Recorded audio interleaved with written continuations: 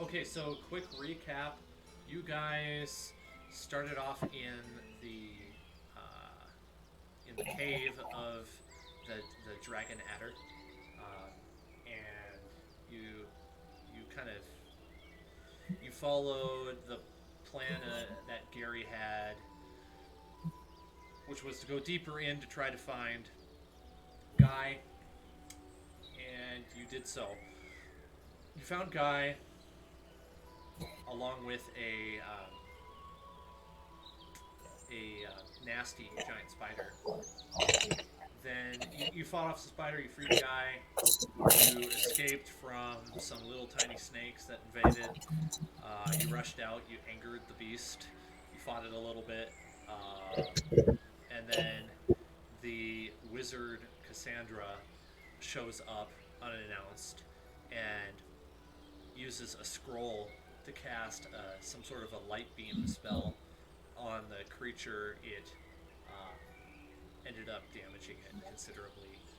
You all escaped out into the clearing, went through a little path of your previous forest fire that you started that nobody put out. I forgot about that. Which Thanks for reminding. might be a really good landmark, you know. Yeah. Just might. And then Massive scorched hole in the middle of the rainforest. and then you went on your merry way, and you're on the river, and I believe if I remember correctly, you are about a Okay, day so from now what we need to do, Yanzaro. whenever Gary gets a bunch of those flasks of oil, we need to make it our new mission to like pour a bunch of them onto the water so we can light the river on fire. So it could I be love like it. the Studio C weather report where the water is on fire, the flood is on fire. Yes. Just got word the flooding is now on fire. Okay, so you're about a day by raft from Yanzaru. I think I have a good grasp on what Gary wanted to do, so I might sort of play him a little bit. Hopefully he shows up. He said he might be a little late. If there's a possibility he might not make it. I'll be nice to your character, Dajo. You spent the night. You all have 1 point of exhaustion, but before we get into that, how many XP points do you have? You're asking a I real have good question. no idea. Because you should all I'll tell you in have a second. pretty much the same amount. 1,575. Okay. I do not have that. Say one more time. 1,575. 1575. I thought we were supposed to all be at 1,600. Are we?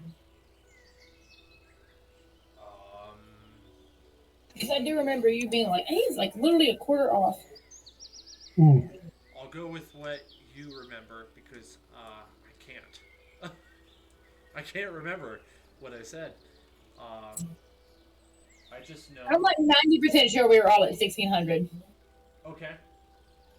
I'm good with that. I mean, you're like 25 off, so I Right. If your sheet doesn't reflect that, go ahead and make that so.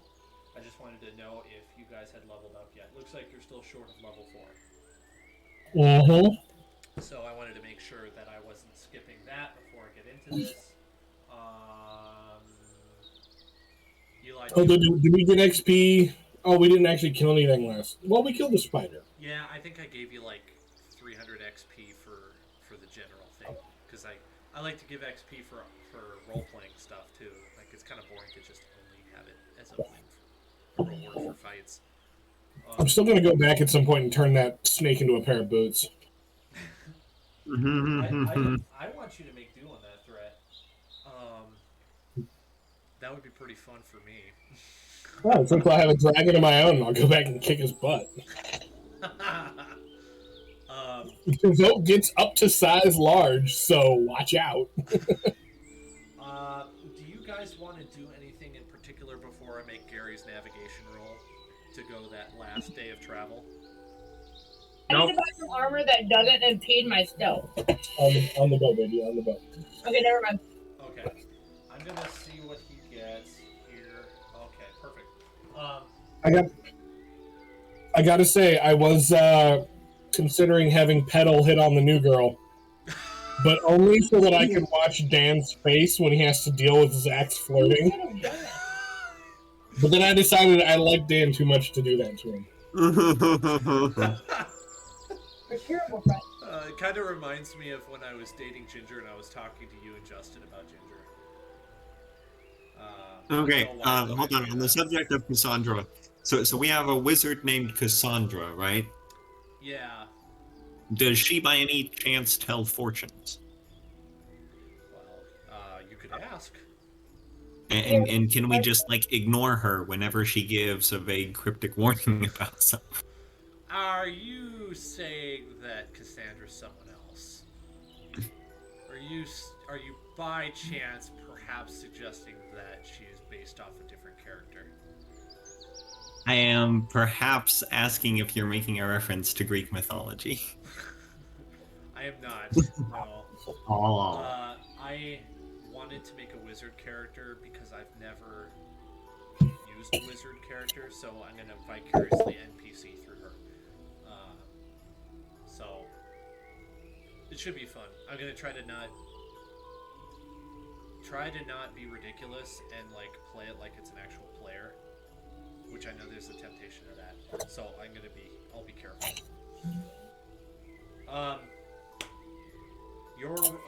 Basically you wake up in the morning after your nice little sleep.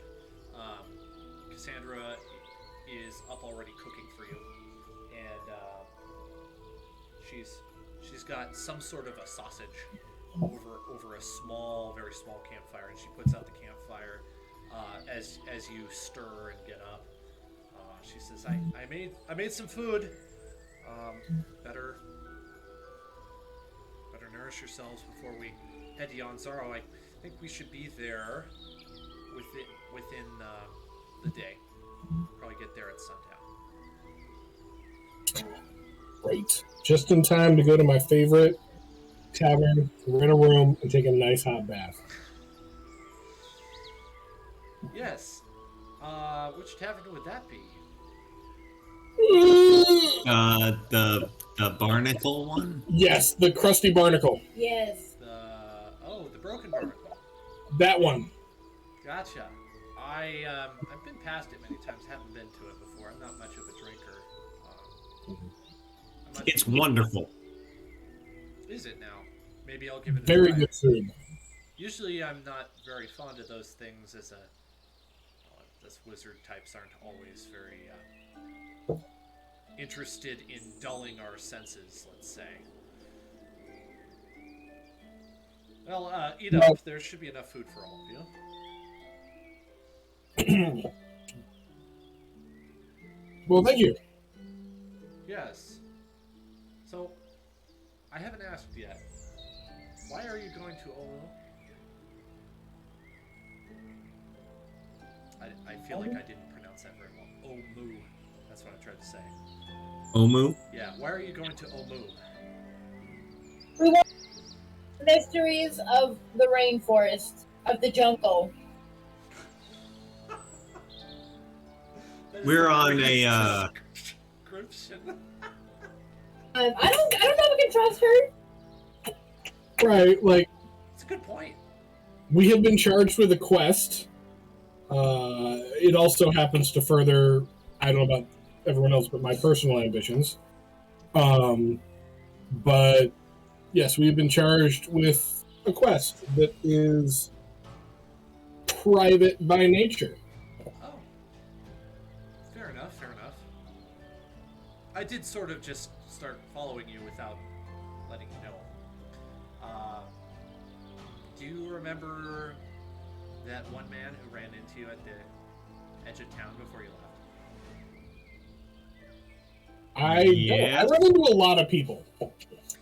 Yeah. I don't really watch where I'm going. He came up to you and, well, let's just say he was a messenger for me. Ah. Oh, Very okay. nice. Okay, I knew something was up. Yes. All that makes sense now. Yeah, I already told you this, but I'm a student at the Temple of Savras, and I overheard that you were going to Omu, so I decided that I was going to follow you because I've been trying to get there for a while now. Actually, though, as you can probably tell, this place is horribly dangerous to travel alone. I was wondering if, considering the fact that I just helped you out, that you might allow me to accompany you further. I don't want to impose. Side note, how good is the breakfast? Well, let's let the dice decide. It is subpar, but she tried. Alright, well, tell you what, we'll get you some spices. And actually, I have spices on me. So I'll help you to cook breakfast next time, but yes. I'm in. You know, I was never really trained in the culinary arts, more the arcane ones. So I'll take it. I'll tell you, man, there's something magical about a good meal. I believe you. I've had some good meals. They really make you feel warm inside. Are there any wizard? Is culinary magic like a thing? Like I don't know too much about magic. When I said culinary arts, I meant more like ability to cook. But Yeah, I'm but imagining magical cooking, which is great. So I heard an explanation for like levels in a fantasy book that I was reading that I really like and plan on adopting to my like D&D homebrew is that like the reason NPCs like commoners and whatnot, the reason they're like so low is they don't actually, it's not that they don't get levels, it's that their levels are like in their profession. So like Yeah. a level 10 blacksmith can do, you know, potentially like can do things that, you know, a person of less skill doing the same stuff couldn't achieve the same results. You know what I mean? Like it's still Right. a magical aspect to it, but like it doesn't mean he can take a punch or like use a sword. He can just fold metal like in amazing ways. Yeah, like you want to go make an amazing sword, you're gonna seek out the highest level blacksmith. But Right. that same guy, as the dragons attacking the city, is gonna probably be just crap at fighting. Yeah. Well, I mean, maybe not. If he's a blacksmith, if he's like a high level blacksmith, he's got to have a pretty high strength score. Or maybe his magic makes it so that he doesn't even have to swing the hammer that hard. That's true. Maybe he's just really good at throwing hammers and kills the dragon that way. Sorry, I've been watching too much Thor lately, I think. Yeah. Cassandra starts cleaning up a little bit and says, well, we probably ought to hit the water. I don't. Is any one of you the leader? And then Gary is like, yeah, that would be Gary. Gary is the leader. Oh, I don't know about that. I would say we operate more as an autonomous collective. An anarchical commune. I don't do fantastic with authority figures. Oh. Okay. So is this more of a group that has team? no leader? A team? No one's in charge. Team. Someone makes a plan and we go with the best plan. Right, like I said, kind of autonomous collective. Oh, okay. Fair enough. Okay. Well, autonomous collective. Why don't we get going? Okay. Your I mean, boat we're on a is- boat. Yeah, the boat is tied up from the last Oh. part of the journey, and I'm very proud of this boat. I know you are. You should be. It's a great boat. It's like worth, what was it? Eli, you said it was like 200 gold, or was it? Somebody was like, "Oh yeah, we should sell this slightly used boat on the fantasy version of Facebook Marketplace for 200 gold." And then Pedal, you're like, "Oh yeah, we could. If we're doing that, we should just make boats all day." Right. Level 10 boat right. It's shipwright, exactly.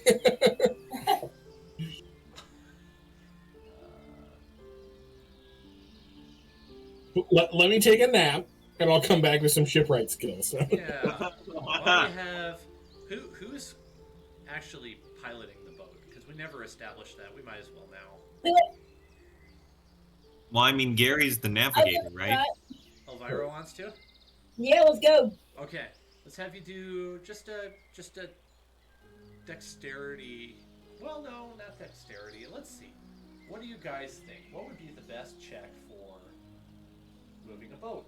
I'm wondering if it's perhaps athletics or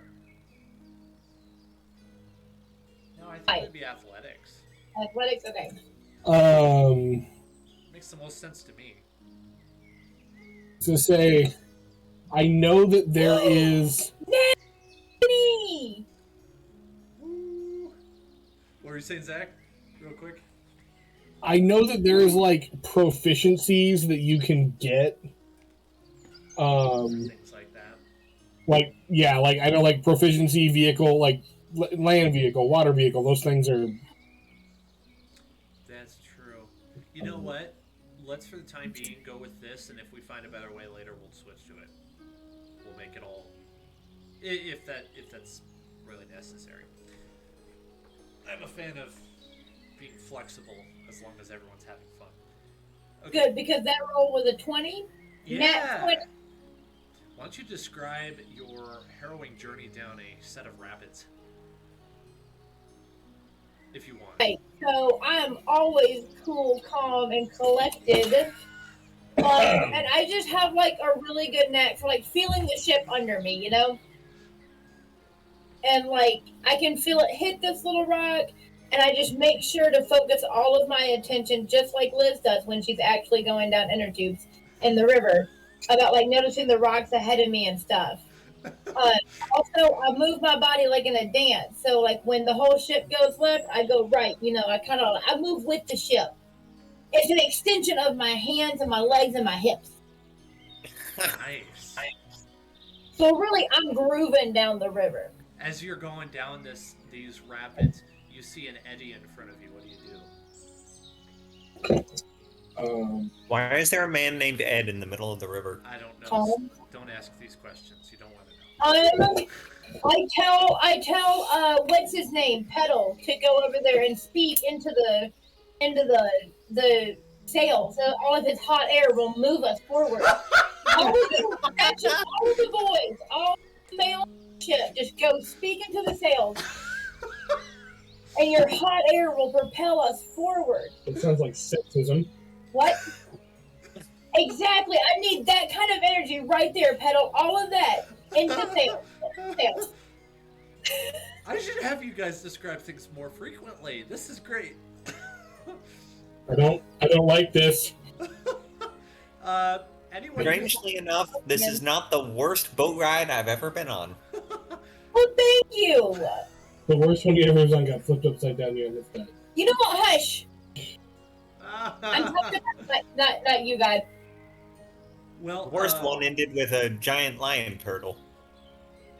Or A giant lion turtle? What was it? A dragon turtle? What's the one outside Yelzar? Aramag is the dragon turtle. Yeah. Yeah. The worst one I had ended with a dragon turtle, so this is a significant improvement. Cassandra is like, what? You encountered Aramag? And you better tell that story. What have I done? You don't have to. You don't want to. She's like, I usually another hear time. people either have to toss over all their gold or they go under. So to see somebody on the other side of that experience is quite intriguing. Anyone who's not piloting the boat. If you want to, please do a perception check for me. Ooh, fun. Where am I? Do you need me to show you your sheet again? Nope. You found it? I Okay. need to find dice. Oh, I have 1. Or, I mean, no, not 1. I have +1. +1 to 4, which is 5. it's like that. I got a 4 is 15. nice. Cassandra also got a 15. I'm gonna skip Gary for now. There's a very large turtle sunning itself on the shore as you're not rocketing by. You've definitely exited the rapids, and you're moving at, say, like a little bit faster than walking pace. You pass. You said there's a large turtle selling things on the side? No, there's a giant snapping turtle just sunning itself on the side on the side of the shore. Ooh, I bet you that tastes really good. Who wants to get some giant snapping turtle? No thanks, I'm good. It No, I'm good on lifts turtles right now, its dude. head a little bit, and it looks, and its eyes follow you. As No, you nope, as you nope, go. nope. Okay, fine. And as you pass, it kind of sets its head back down on the sand and closes its eyes. Turtles, bears, giant snakes. Well, why does everything in this jungle want us dead? I understand that's kind of the jungle's thing. Cassandra's like, well, to be fair, it didn't threaten us. That the devil do. Yeah, I was resting. If I was hungry, I bet that thing would have dived in and came right up after us. Guy, what was your roll again? Was it a 5? Yes. You also, in conjunction with that, please roll a dexterity dexterity saving throw, please. I can speak. 1. Oh my goodness! So you missed a big limb that was stretching out over the water, and then it smacks you in the face, and you fall over. And My helmet just makes loud clang. clank. And Cassandra like immediately reaches down, grabs your foot. It's like, don't fall overboard, friend. We wouldn't want you to get eaten by the piranhas. I Yep, mean, neither would I. Thank you, ma'am. at this point, I think he's trying to get eaten by something. But yeah, that's what it's looking like. Well, I mean, now we know who to use for bait the next time we encounter a giant ant creature that wants to eat us. Oh, for sure.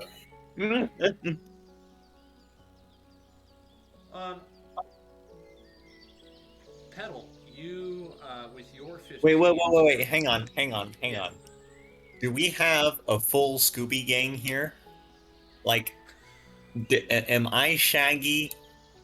Gary is Scooby. Gary Scooby. He is. Petal is Fred. Cassandra Scooby, strikes I'm not me as a Fred. Velma. Wait, who am I? And then Elvira is Daphne. Okay, thank you. But Daphne's danger prone. I guess. And so is her. Well, not necessarily. Just specific. I guess Cassandra does kind of make a good Velma. Mhm. Barely know this woman, and you're already coming up with a character for her. Yeah. Very shortly after you pass the turtle, things get quiet again, except for what Petal hears. He notices the sound of wings getting somewhat, like, kind of louder. It's not loud like it's close, but you can hear it above you, just coming out of the trees. Can he tell what kinds of wings? He can't by the sound. Okay. No. But they're getting louder and they're coming closer. He does know that. I'm going to ready my bow. Do I notice everyone doing all this stuff? And say, hey guys, I think there might be something headed this way. I think you would passively know that what they're doing, but you're focusing on the river, so you haven't Okay. noticed the sound of the wings. No. So you're That readying works. yourself for. One more time, Zach. I'm sorry, I spaced. Hmm? I spaced on what you said. Sorry. Oh, no, cool. I'm just going to get my bow ready and, Okay. kind of alert the others to something. Okay. Something flying with wings. Yeah. Guy is gonna like steady himself and then get his own bow. Cassandra grabs her crossbow from her back and replaces it with her staff. Um, I don't You don't have any long range spells? No, not particularly. I mostly have the crossbow for that actually. That's why I carry it. I'm better at some things than others. That's for sure. Let me double check her character sheet and make sure I'm getting that correct here. Oh, did I forget to put her spells in here? Yeah, apparently I forgot to actually put Cassandra's spells in her sheet, so I'm going to have to do that later. Oops. So for now, she's going to use the crossbow, if necessary. The sound of wings gets increasingly louder as you notice. Let's find out how many.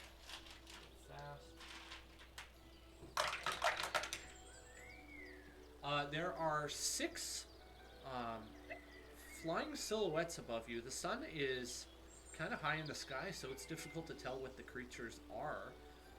They have feathery wings. They have kind of small, almost humanoid-looking bodies, and then a long, trailing tail. It's a thin tail. It's kind of like it's almost like a rope, except that it's Pedal, Pedal, get the book. I'm going to grab the Volo's Guide to Monsters. Actually, no, give me the book. You're a better shot. Fair. As you do that, I'm going to wave at them and see if they, wave back or not. Gary actually is going to speak up and says, "No need. I know what these are." It's actually one of his known creatures, so he would know what this is. Those are flying monkeys. Let's not anger them, shall we? Flying monkey, you say? Yeah, not too pleasant, if you ask me. No, pedal. No pedal. I would like to make an animal handling check. No pedal. I'm gonna do the parent, get in line, just start smacking behind me from the steering wheel. I said, chill! Don't make me turn this raft around. Over around, floor. Look at the floor. Remember what I said about authority figures? Yes, I would still like to make my animal handling check. Go for it. I wish to lure them down to the boat. Let's see if I can actually see your. I got a 3. Oh. Well, I haven't decided the DC, so I'll let the dice decide. Not terrible, okay?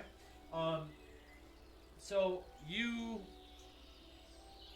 Well, why don't you tell me what you try, so that I have something to work off of.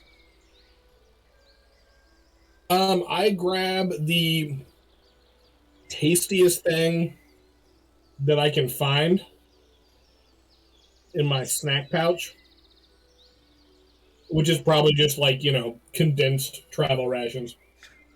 I'm gonna try to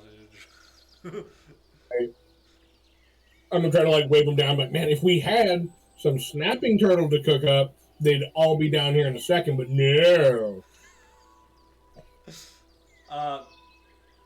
One of them turns and looks at you, and he stops in place, and he kind of like a crow would, or like a fictional dragon would hover, that sort of thing, where he's not like a hummingbird. And the other 5 continue on, kind of oblivious to the fact that this one at the tail of their little grouping stops, he turns and he looks at you, and he starts slowly descending towards you. What do you do then? Oh, I'm definitely gonna like hold out my arm for him to land on, and then hold the food with the other hand. He approaches cautiously um, from the side without the food, and he he gets down to the raft and he sits down on the raft and he's not so interested in the food you have in your hand. He's more interested in what's going on, and he starts. Um, he like folds up his wings, and his little monkey arms start fumbling around in a bag, somebody's bag that's sitting on the raft. Whose and bag? Pulling things out. I don't know whose bag. Let's just say it's Cassandra's bag because I didn't establish. Roll a d4. Roll a d4. Okay, I'll roll a d4. The dice will decide whose bag is being robbed. I mean, Well, robbed. wait. There's 5 of us. Shh. Gary doesn't count. Jerry's not here. Okay. You can't steal stuff.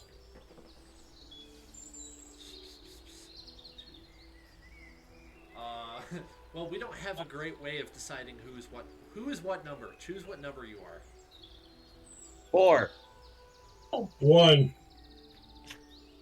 Which did Elvira say? 2. Cassandra's getting robbed.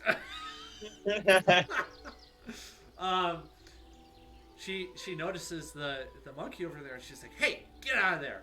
And she sets down her crossbow and grabs her staff to smack the monkey. And Gary's like, "I wouldn't do that if I were you." Guy is going to like put his bow away and swap it for just his shield, so he's got like just his shield on one arm, and he's gonna I'm gonna kind try to lure the monkey over with like something shiny. As you're doing that, the monkey pulls out. It pulls out this very expensive-looking chain. This kind of brass or perhaps like a white gold chain, and he starts kind of fumbling around with it in his hands. He's completely disinterested in everything else. He just likes the shiny.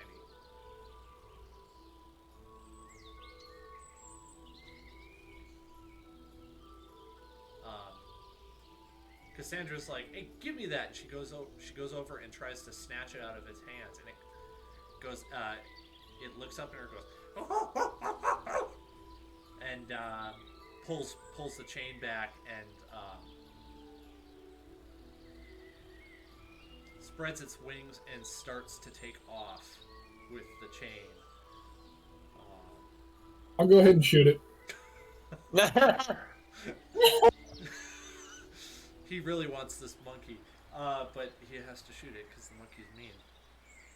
I'm sorry. I mean, I called it down. I can't let it rob my party member. I'm sort of playing off your lower number there because, like, That's fair. yeah, sorry. It doesn't get off the deck at all.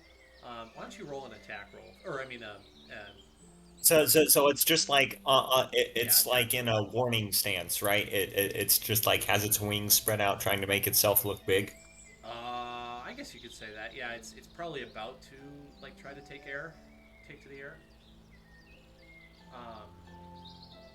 I'd be curious what Petal's attack roll would be on that, just so that I have something to work with here. That would be a 22 with my longbow. Oh my goodness, I was hoping you'd roll low. You middle it in the skull and it falls over dead. Gary says, "Well, I know you wanted it alive, but legend says that the feathers of a flying monkey are highly valuable. I can't remember for the life of me why they're valuable. But we ought to collect some. Since you killed them. Oh, absolutely. Someone save me some. Excuse me. Kill your own lure and kill your own flying monkey. There's like you Would are you like able to pull. Well, do a. What kind of check would you like? Your choice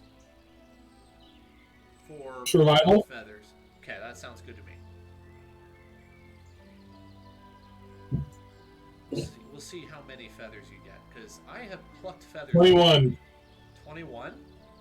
Mm-hmm. Okay, so you said anyone have a torch, and somebody gives you a torch, and you like kind of heat up a flask of water, a little water skin. That's what I'm trying to say, a water skin, and then you end up like pouring it on the wings, and that scalds the feathers, and you're able to pull out like a good 30 feathers. Thanks. Yeah, and the rest of them are like, they aren't coming out. So, so now you have a plucked monkey. I've never heard that before. What do you That's officially the name of the boat now, the Plucked Monkey. I can get behind that. Petal's gonna hang over the side and, like, with a dagger, carve it into the side of the boat. That's wonderful. I love this name. This is the best name. The plucked monkey. I know a good idea when I hear one. Yeah. Well, thank you.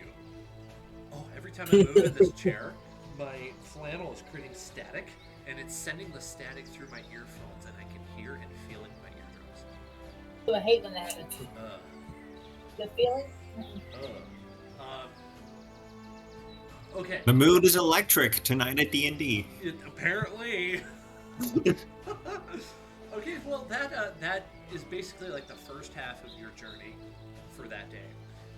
In case I just tried to sort of load the travel with a little bit more interest here.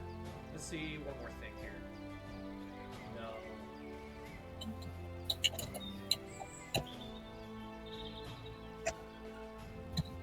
No. I have you roll a perception check. Anyone who wants to. Anyone, everyone, you choose. Quick question. One. What is feathers value worth? Mm-hmm. Oh, how much is the what worth? The flying monkey feathers worth? I would have to check. Why don't you roll perception? I'll check. Oh, perception. Another 18. Nice. That'll be. I'm gonna roll too. Give me 1 second. Liz, I'm gonna beat you. Keep stealing my pomegranates. I'm gonna beat you with the head and shoulders. I stole a piece of pomegranate. I am so whole pomegranate. Okay, so I must have remembered something else, and I am attributing it to these flying monkey feathers now. So, let's just say to Gary says, to the trained individual, these feathers would be worth maybe 10 gold apiece. Holy smoke. Yeah, the problem is that they would need a lot of them in order to do anything with it. To the untrained eye, they would give you like a copper for one. They'd basically be fletching arrows at that point, or fletching feathers. Oh, they're good for fletchings? Perfect. I actually make my own arrows. Oh, well, they may or may not work differently than normal feathers for arrows, but you're welcome to try. I don't remember what they do. That's Gary. Okay. I will have to talk with a Fletcher. Sounds good. What was your perception? I got Eli's, which was Oh. that one. I made a 19. Elvira did. Okay, 19. 21 for Petal. 21. Dang it. Had to get a 21. Had to get a 21. Okay, let me pull up my manual here so I can get a little bit more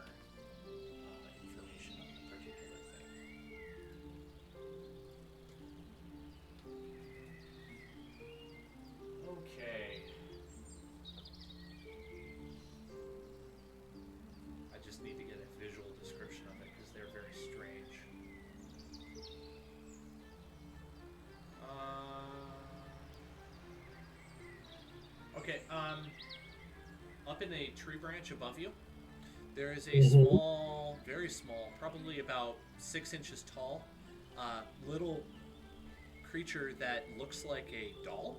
It has a white face and black skin, and there are markings all over its face. They look quite strange. Uh, I will drag out the. I'll drag out the little image of it so you can know what it looks like.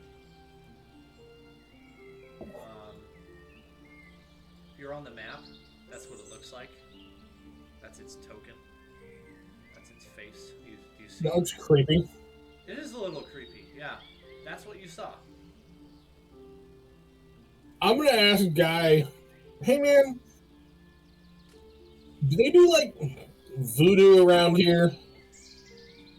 Because I saw a creepy looking doll up in the tree. Guy or Gary? Well, Guy's from around here, isn't he? No. Oh, then I'll ask Gary. Okay.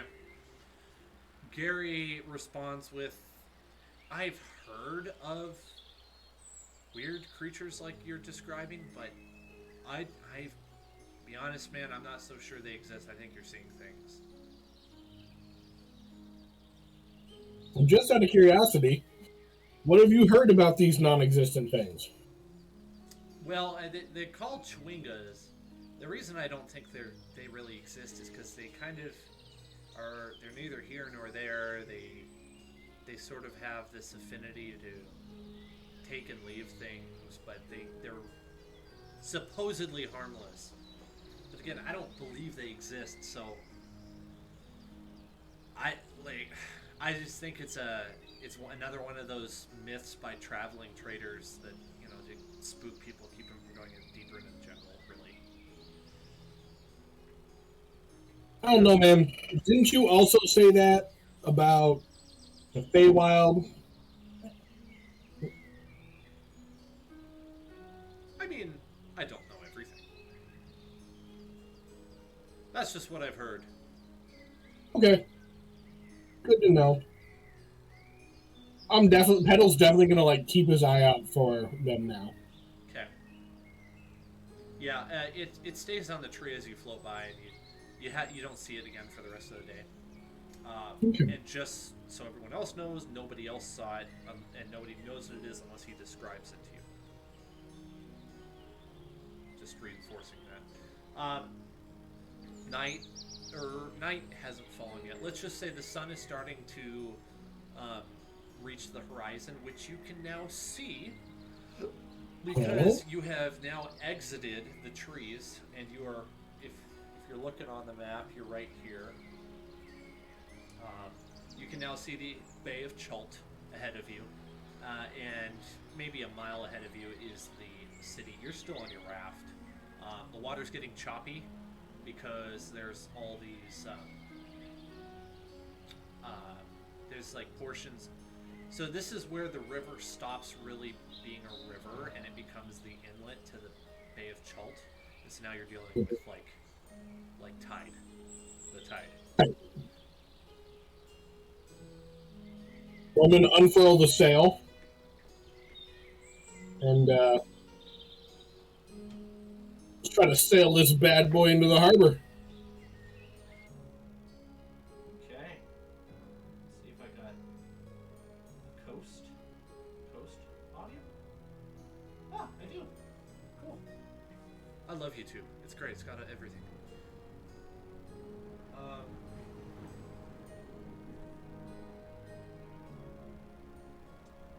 What do I want to do? Okay, so you're taking it out into the water? Out deeper into the water? And I kind of want to stick as close to the coast as I can because it is just like a double hold raft. Like it's not. Yeah. It's not so difficult, and the waves aren't nearly as strong as this audio is suggesting. Okay. I'm hearing some rollers. Yeah, that's definitely not what I was going for. Within a few minutes, you come around to some docks. Let's switch over to the map of Gonzaro here. You're going to be coming in from the top of the map because this map has north going to the right. If you remember, that threw me for a loop the first session. Okay.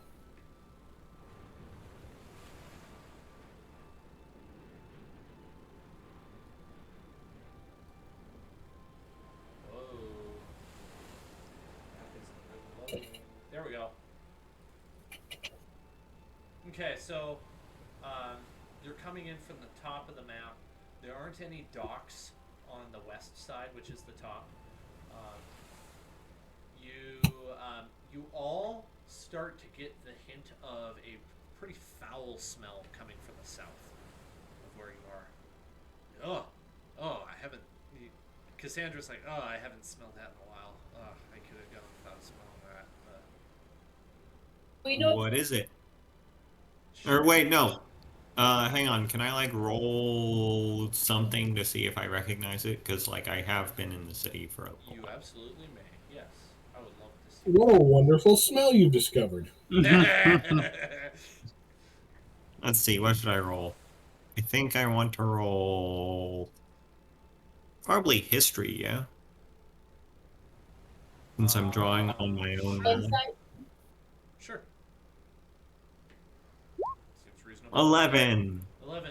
You recognize it as the smell of the Great Refuse Pit, which is just outside of Old City. Hmm. That Is it the thing that's burning in the corner? Yep. Yep. Well, that's just a great refuse pit. It stinks, but not dangerous, unless you happen to stumble into it. Yes, actually, I'm going to give you a piece of information. If you were to somehow fall down there, you'd probably be dead. Not because of the fall, but because of the ghouls that wander around down there eating dead bodies. The ghouls. Yes. The refuse pit is known to have lots of ghouls in it. It's almost never a problem because they rather go for the dead than the alive. Interesting. Yeah. It's pretty well known in Old City. It's common for a stray ghoul to wander in and find itself falling into the pit and chowing down on some death. So, would it be possible to stand on the edge and say, shoot the ghouls with a bow? Yes, absolutely, it would be. It's kind of the thing that young children do when they're bored from Old City. They'll go grab their bow and arrows or sling and stones, and they'll go start trying to peg them in the head. I used to bullseye ghouls with my bow when I was back home. Petal, it's calling to you. You know what, Elvira? I could do without the sass. Cassandra says, "Why don't we dock not too far from here? This is a pretty safe area because of the pit. I recommend let's go see what merchants the old city has. It's a different Okay. it's a different economy, you could say, than what's inside of the city. You know, you might find some stuff that you can't get inside." Find some new armor. Would any of Trade this out my stuff be illicit and or intoxicating?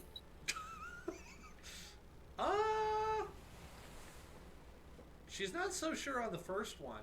On the second, she's like, "Well, if you want that, Broken Barnacle is the place to go." So. Well, I just meant that was the. I mean, you were describing an illicit or an interesting economy, so that's immediately what I thought. Right. Yeah, I know what you mean. It's like the spice trade. Right. Yeah. She is not aware of any sort of trade going on there. Potentially could be.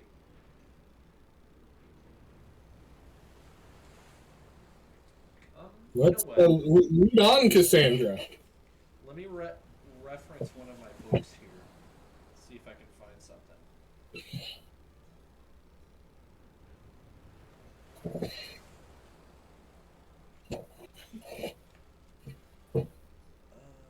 I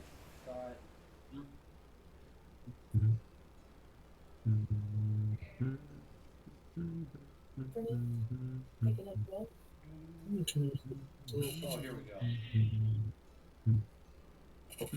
Apparently the page numbers on this book that I bought on Amazon for $5 are completely wrong, but that's okay.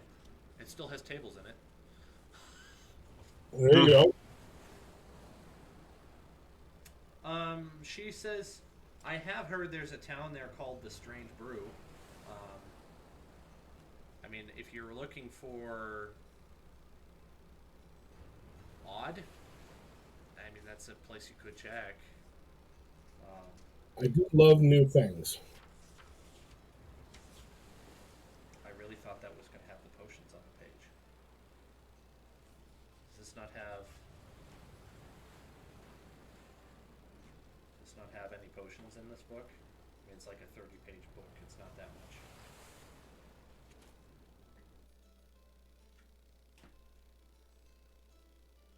Getting a weird...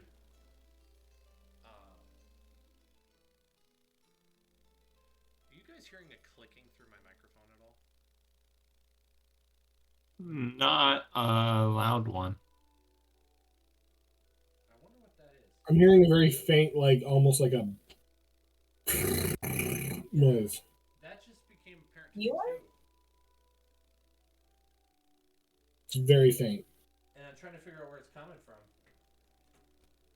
I blame Liz. Hold on, because I can't hear anything, but I'm a little further back than he is. Well, it's probably not that big of a deal if you didn't notice it. It just, all of a sudden I noticed it.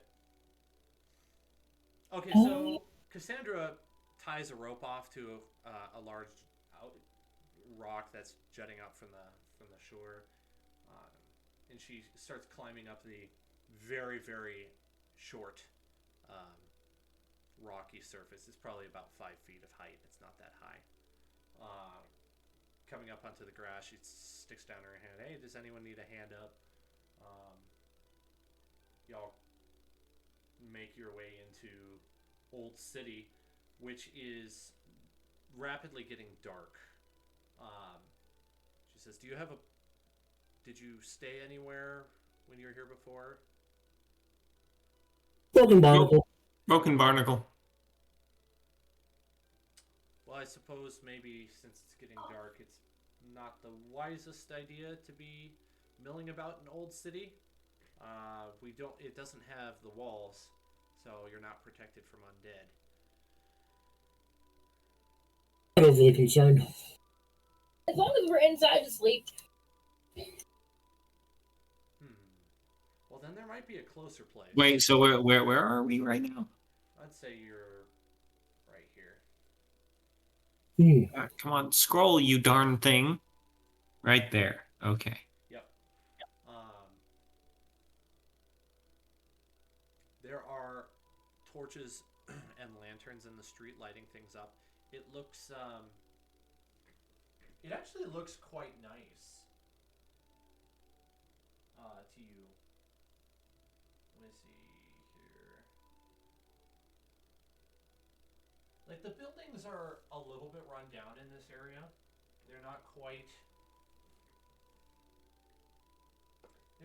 as well kept as the ones that you saw inside the main new city. Which, if you can't tell by the map, Old City is definitely like a different area than the part of Port Yanzaro that you were in before. It's outside the wall. It's very exposed. It's next to that refuse pit. I'm not gonna lie, I like a bit of character. Yeah. Some panache to it. Well, let's see. It looks like there might be a tavern up over there. Points over this direction. Should we check it out? Absolutely. Sure, I'm game. I feel like I'm directing a game of Follow the Leader a little bit. Might want to back. I'm going to back off a little bit on that. I don't want her to be making all your decisions for you. The building you walk up to has the big wooden sign hanging in front of it, and it just says "Inn." No special name. It's very generic. definitely, definitely went inside. I'm gonna like try to get Cassandra's attention and be like, so what did you mean when you said you could get stuff here that you can't get inside the city? Oh, well, there are some. So, trade inside the city is mostly policed by the merchant princes. So, Hmm. what you buy inside the city has to be legal. What you buy out here, I wouldn't even call it illegal because the merchant princes don't operate out here. So, there's goods out here you can buy from nowhere else. Hmm. Well, definitely gonna do some shopping out here. Can you give us any more information on those kinds of goods? How often have you been to Nyanzaru before? Well, I've been studying here for a few years. I came here a few years ago from Baldur's Gate. Um, it's originally where I'm from.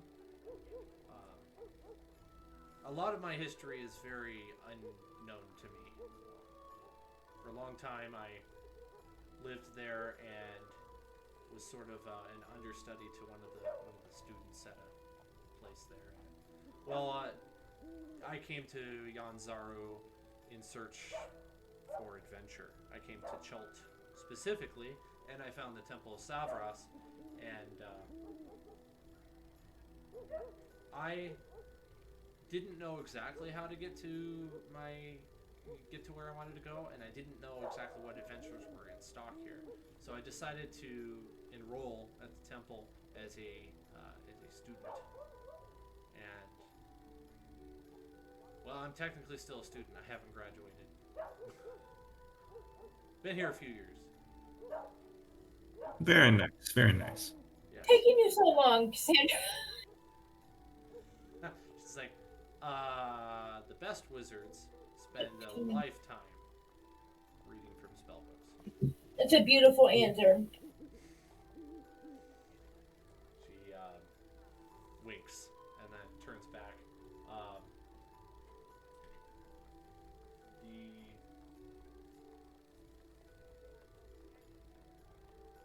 Listen, not all of us have a spell daddy, okay? Touche. That's a lot louder than I thought it would be. Ooh. I'm sorry, guys. There's some very quiet music going on in the corner. A guy with a fiddle that seems a little bit out of tune, and somebody on the flute playing. And there's a decent amount of people in here. There's probably about a dozen people sitting and having a drink and some form of food. There's a bar, and then there's a second level. You can see the stairs going up to some rooms.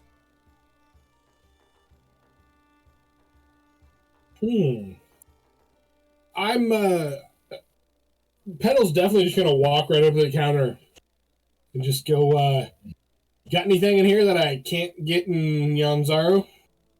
I can't get inside the wall? I think you might be mistaking me for the merchant next door. He'll be open again come morning time. What is your best beverage? Well, tonight we're serving a fine honeyed mead. I do like mead. Let's go with the honeyed mead. Yes. Oh, I forgot that you and I both enjoy mead in real life too. Yeah. That's very fitting. I've actually never met anyone else who enjoys mead, by the way. You're the only person I know. Really? Yeah, you're the only person I know who's had mead and enjoys it. If I ever brush off my brewing supplies, I'll send you a bottle. Nice. Nice. I have never had mead. Mead Quite is good. a fermented honey drink. So it's Actually, like we had a meadery in the town I lived in Texas, Ooh. and you could like they had all of their beehives like in a glass wall, so like part of the wall you could see like the bees. that's Yo. pretty cool. It's pretty But cool. and that also sounds like kind of a hazard. But yeah. Bees, so they don't mind. Well, they're honeybees, but That's fine. Yeah. bumblebees are very different, baby. Oh, well. Cassandra walks up to a table and sits down and orders some food, and she's just gonna take a load off for a little while. You guys can do whatever you want. This is where you can get a room, get some food. You guys are still at one point of exhaustion. It's gonna take a full night's rest in order to work that off. See, I think Elvira's gonna just hit the hay. She's gonna slosh a meat bag real quick. Okay. Oh, guy.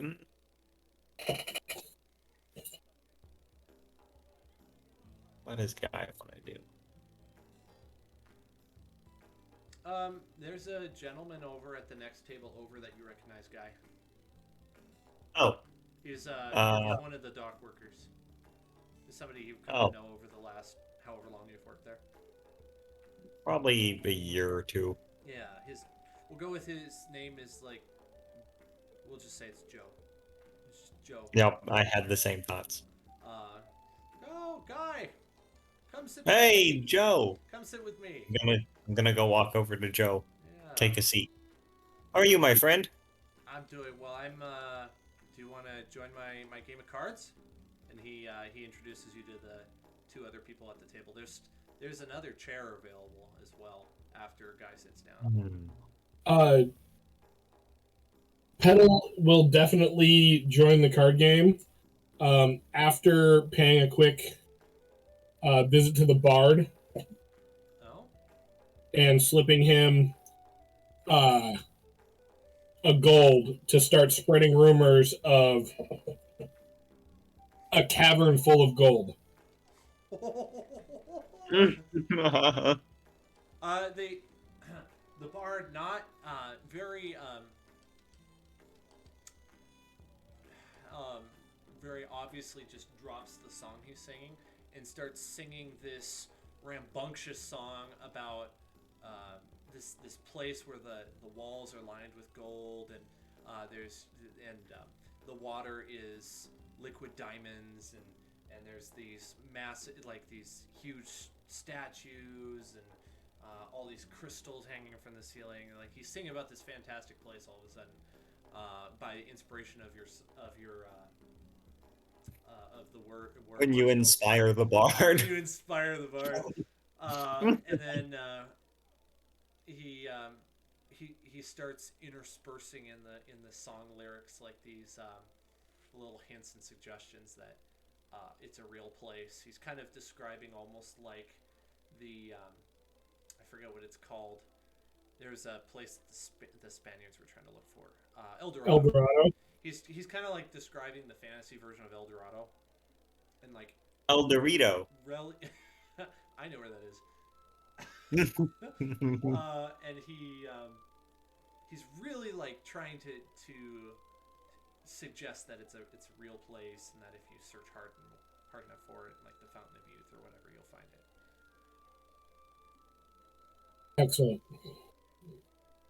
So this card game, are they am I able to tell like whether or not they're betting anything, or are they just like playing a friendly card game? Nose to dick. They're kind of just playing no bets right now, but that doesn't mean they're not up for it if you want to. Okay. Yeah, I'll join them then. Okay. We could absolutely role play the game of cards, but I can't think of a more boring thing to role play, so we're not. It's like role playing going to the bathroom. We don't do that.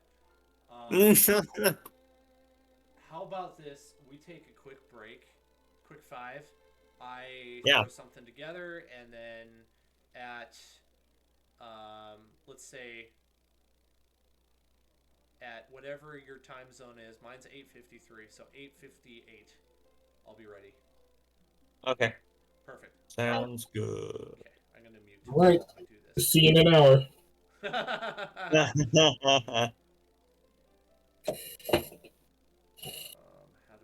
forgot how to mute. I forgot how to mute.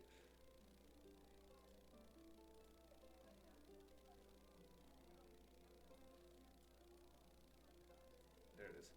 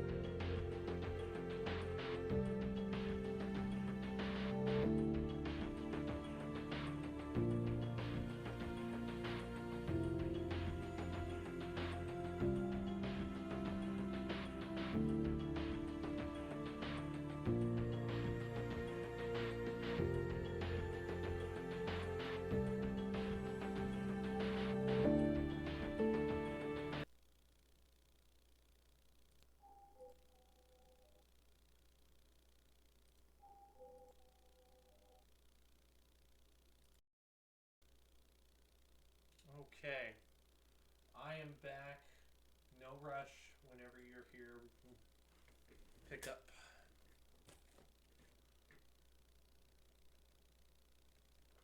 Actually, 1 second while I refill my water the rest of the way, then I'll be good to go because I kind of got an itchy throat this morning or this evening.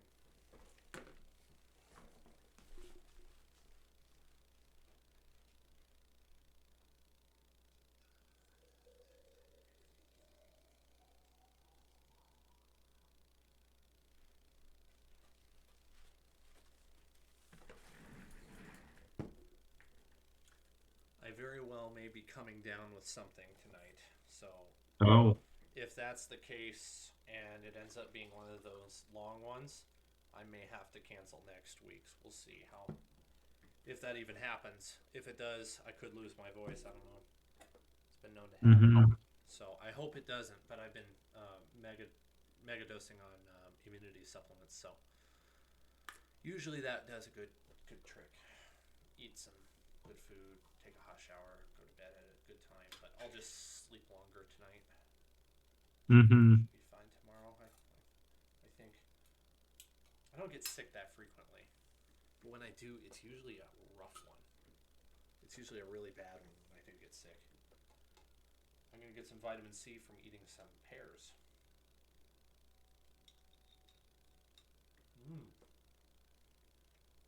Pears.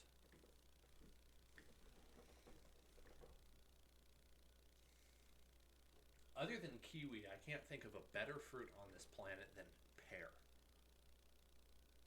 And I'm not including berries. Berries are different. Raspberries. Well, you think pears are superior to apples? Oh, without a doubt, yeah. How? They just are. The texture's better, the flavor's better. You don't get Well, any they of those taste mealy weird. ones, like the delicious apples, which aren't delicious. That's fair. They usually have like a lot of bad parts in them. Just pears are soft. They're easy to chew. With somebody like me who has broken teeth, it's a lot easier to eat. Okay, yeah, that's fair. I don't like soft foods. They're loaded with vitamin C. I'm not so sure that apples are. Well, apples have got to be loaded with something. Wait, am I right about the vitamin C? Oh wait, apples are loaded with knowledge of good and evil. No, that's just the generic fruit, that is. Because we don't know what it was that Eve ate.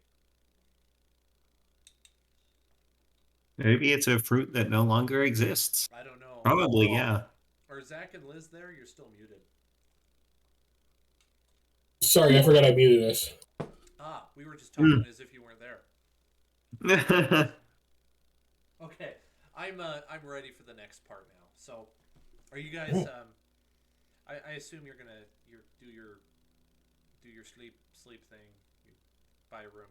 Yeah, long rest, absolutely. The Yep. keep says it's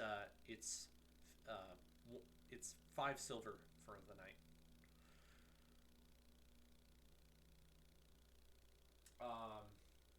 So go ahead and deduct. 5 silver for the night?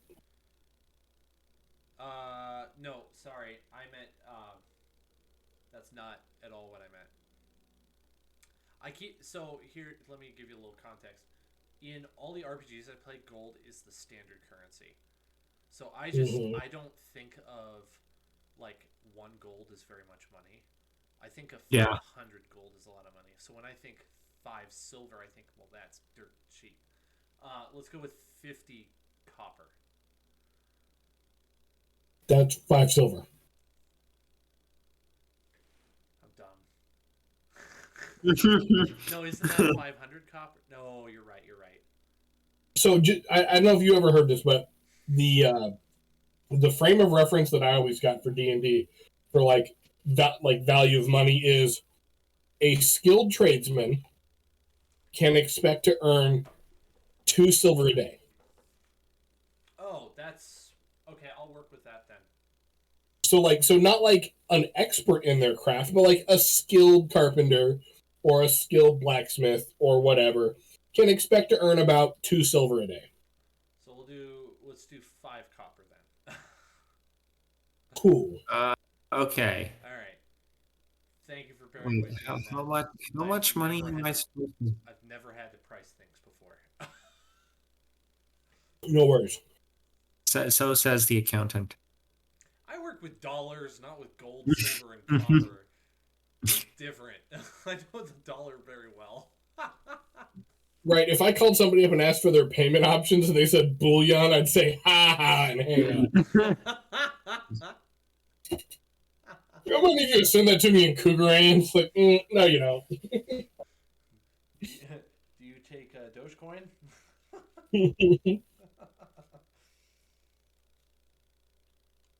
Well, what am I looking? Okay, so I guess I only have 10 gold according to my character sheet.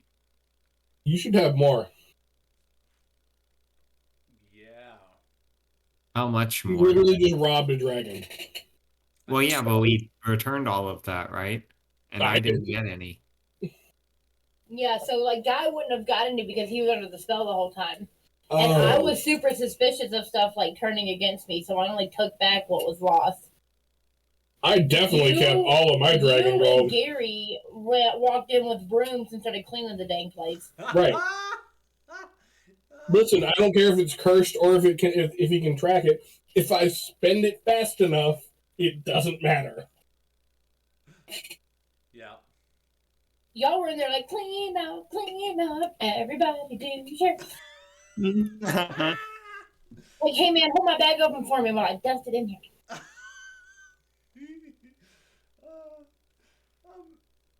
Unfortunately, I did not do the same. Oh. Neither did I, apparently. What is it like? 100 gold is 10 pounds or something? I think so, and I gave you a ludicrous amount of gold. I mean, it makes sense. We were taking it out by the pound. Yeah. I only have like 10 apparently. That's what my character sheet says, and I'm not sure. There's nothing stopping you from sharing. Gary will pay for your evening. No. Like, I'll just like give you 100 gold right now. Oh, like, no, I'm okay. And so how much Venmo, is the end again? What? Do you have Venmo? No, Dan, that won't be invented for another 3,000 years or so. Patrick. Get with the program. I will dig through the bag and make sure I only give you gold coins that I have another of. Thank you, Mr. Petal. That's very generous of you. No problem. So I presume I have more than enough. The reason we were able to loot him, so it's only fair. You were the bait. If he hadn't grabbed you, we probably wouldn't have been able to rob him. So it's only fair. That is fair. The bard walks up to you because you're still in the inn, and he says, "So, tell me more about this gold." You want to fight a massive snake in the fort? Shut up. Snake? I'm gonna reach into my gold pile and pull out one of the gold coins and kind of roll it across my fingers. You want a dexterity check for that? No, I think that's fine. Unless you want to. I want to make a performance check. I want to impress this guy. Okay. I want him to think I know shit. One of the first roles I ever did in D&D was a performance check to play my instrument alongside a bard, and I got a nat 1. Much better. I didn't get much better. I got a 7. You like roll it across 1 or 2 knuckles, and then it like kind of falls, and you have to catch it with your other hand.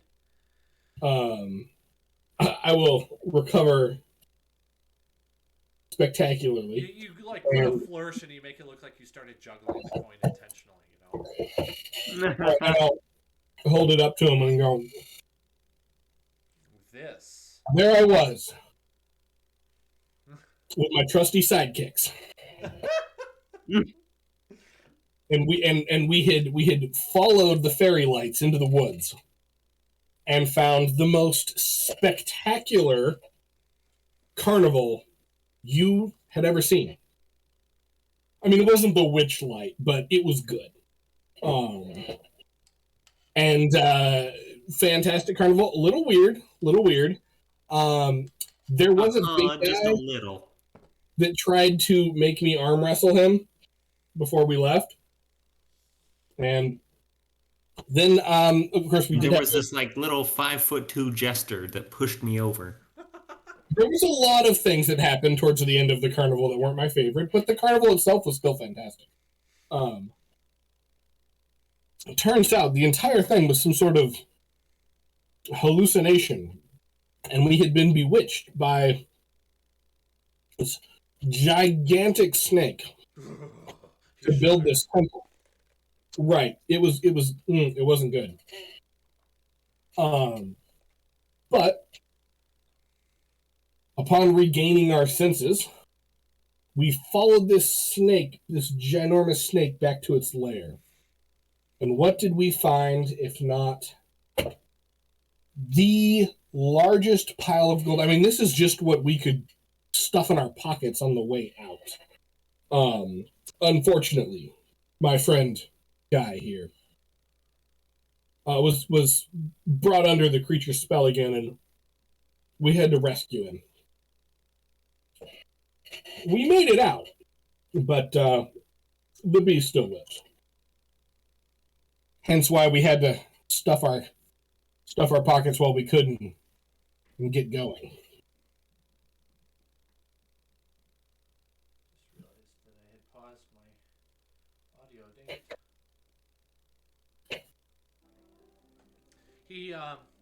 He sits and he thinks for a moment, and then he gets up off the stool, and he grabs his lyre, and he starts playing and singing a song about. Let's see, how many are in your party? Gary, Guy, Elvira, Petal, and now Cassandra. 5? 5 with Cassandra. Right. Yeah. Which he wouldn't know she wasn't with you at that point. He starts singing about these brave 5 fools who followed the lights, went into the darkness, and lost all their their wits. They joined. They attended a carnival at their own peril. They started to arm wrestle a guy who was not Guy. Yeah, a guy more than their match. None of these lyrics rhyme. He's a terrible bard. Doesn't matter. And he opens the door. And he what if he's terrible at rhyming, but like he plays his lute or whatever really well? His off-key lyre just perfectly. Like, if it wasn't for that one string that wasn't tuned properly, it would be a beautiful song, despite the lack of rhyming. But whenever he plays that one string, it just kind of goes, and it just doesn't sound right. So it just adds to the quirkiness factor. And you hear him disappearing off in the distance, singing about a place in the jungle full of snakes with lots of gold that is up for the takes, is how he puts it. And then, yeah, Sandra's like, that is an odd fellow. Yeah, this is Nyanzaru. There's a lot of them.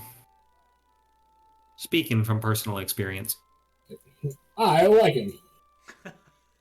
He never told you his name, but I never told him mine. Yeah, you might run into him again. It's not that big of a place.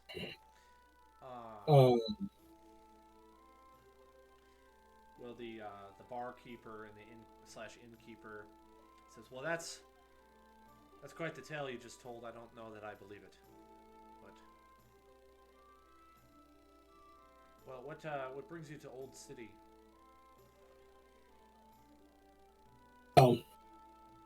Just returned from the jungle, and to be honest, I don't know about everybody else here, but I'm rather new to Chult. and Yanzaru, and I heard there was some the old town was worth checking out. So here we are. So you're new to Chult, but you came from the jungle. Must be a brave soul. I mean, we left from here a couple days ago, but Oh, yeah, we only spent like a day or two in town. I'm pretty new. is that a failed adventure? Or just Only of you coming back with piles of gold failed.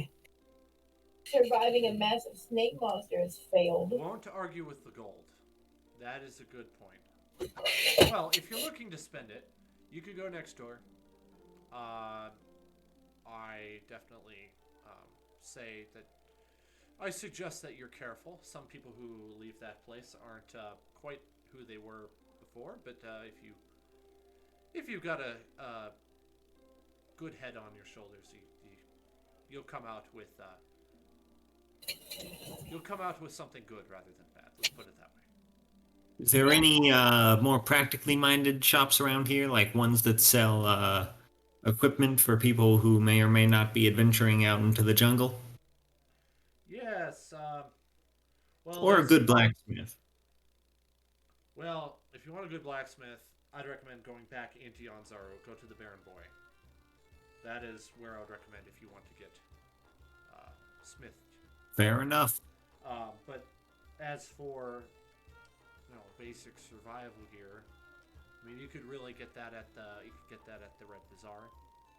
Maybe you get it at the Grand Souk. Both of those are in town, but next door is where you really ought to go if you need potions or healing or that sort of thing. Petal's gonna perk up poisons? I have heard that some might be. Oh, I can tell I'm going to like this shop very much. Wait a second. Is it technically possible to drown someone in healing potions? I'm willing to find out. I can tell you for a fact you can do it with me.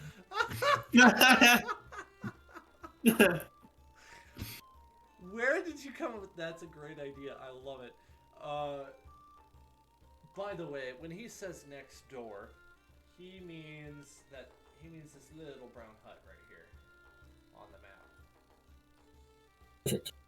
Just above the gray building that you're in. That's the gray building is the inn tavern that you've been in. Has the bard left and gone back to his thing? Oh yeah, totally. He's gone. Lost the sight. He went out the door and strolling down the streets singing about gold.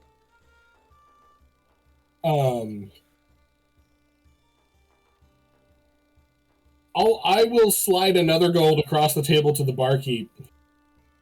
Is it cursed or not? It's not the gold I showed up on the continent with. And I'll say, whether or not you believe me, would you mind spreading the word or spreading the rumor that some such thing may or may not have happened? Why not? I'll do it. I mean, it is 5 days worth of wages. Yeah, he's like, well, I'll take the gold for sure. A good man. And with that, I'll kind of tap the bar and hop up and head next door to this unusual, possibly mind-altering potion shop run by some sketch dude. This is right where Paddle wants to be in life. I gotta get out of the Skyrim mindset because you walk up to a beggar, you give him 1 gold, and that's like pennies in Skyrim. That's what yes, very different. Yeah, so I'm trying. I keep forgetting. That gold is probably worth a copper in this. Probably. Actually, if I just multiply it by 100, that would make sense. And then convert to in-game gold. Okay, I'll probably do it that way, just for my own way of remembering. It's like, well, 1 gold? Yeah, I'll do it. I'll do it. Yeah. Um, Sweet. make sure you go visit the potion maker. I mean, he's a bit nuts, but he's got some stuff that is quite useful. Also, before you leave town, you might want to seek out a guide. At which Gary pipes up. He's like, I'm the guide. I've got this under control. Thank you. That's fantastic. Like I said, it's got a nose for treasure. I mean, might as well advertise for Gary or for Guy while we're here. um, Gary and Cassandra are ready to go do things. Guy, what did you want to do? I'm sorry. Did you want to go in? Did you want to split off, or do you want to stay with them? Because I was kind of planning this as more of an RP thing than a just go with a shopping list. So we can split, but it changes how I run things a little bit.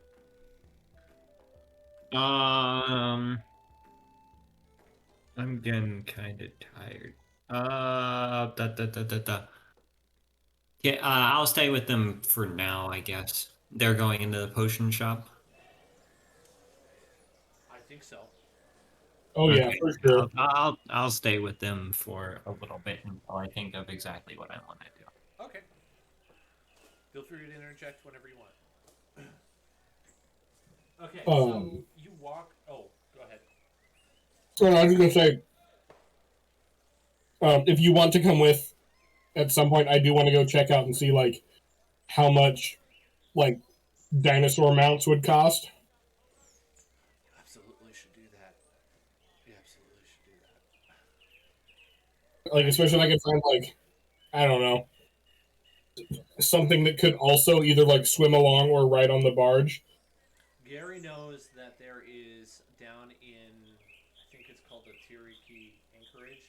Yeah, down on the eastern side of town, there are a bunch of pens full of dinosaurs that have been trained or untrained that are available potentially for sale. So you'd have to travel pretty much across town to get there, but there's definitely stock available. That's on the dock that's on the outside of the wall, right? Yep. It would be down on this map, down at the bottom. Yeah. Okay. Yeah, for sure. Cool. As you walk up to this potion this potion store, you notice that the sign has the old name scratched out. It was the Strange Brew. Now it's called Perilous Potions. I'm liking this better and better, guys. It just gets more sketchy by the second. I'm here for it. You open the door.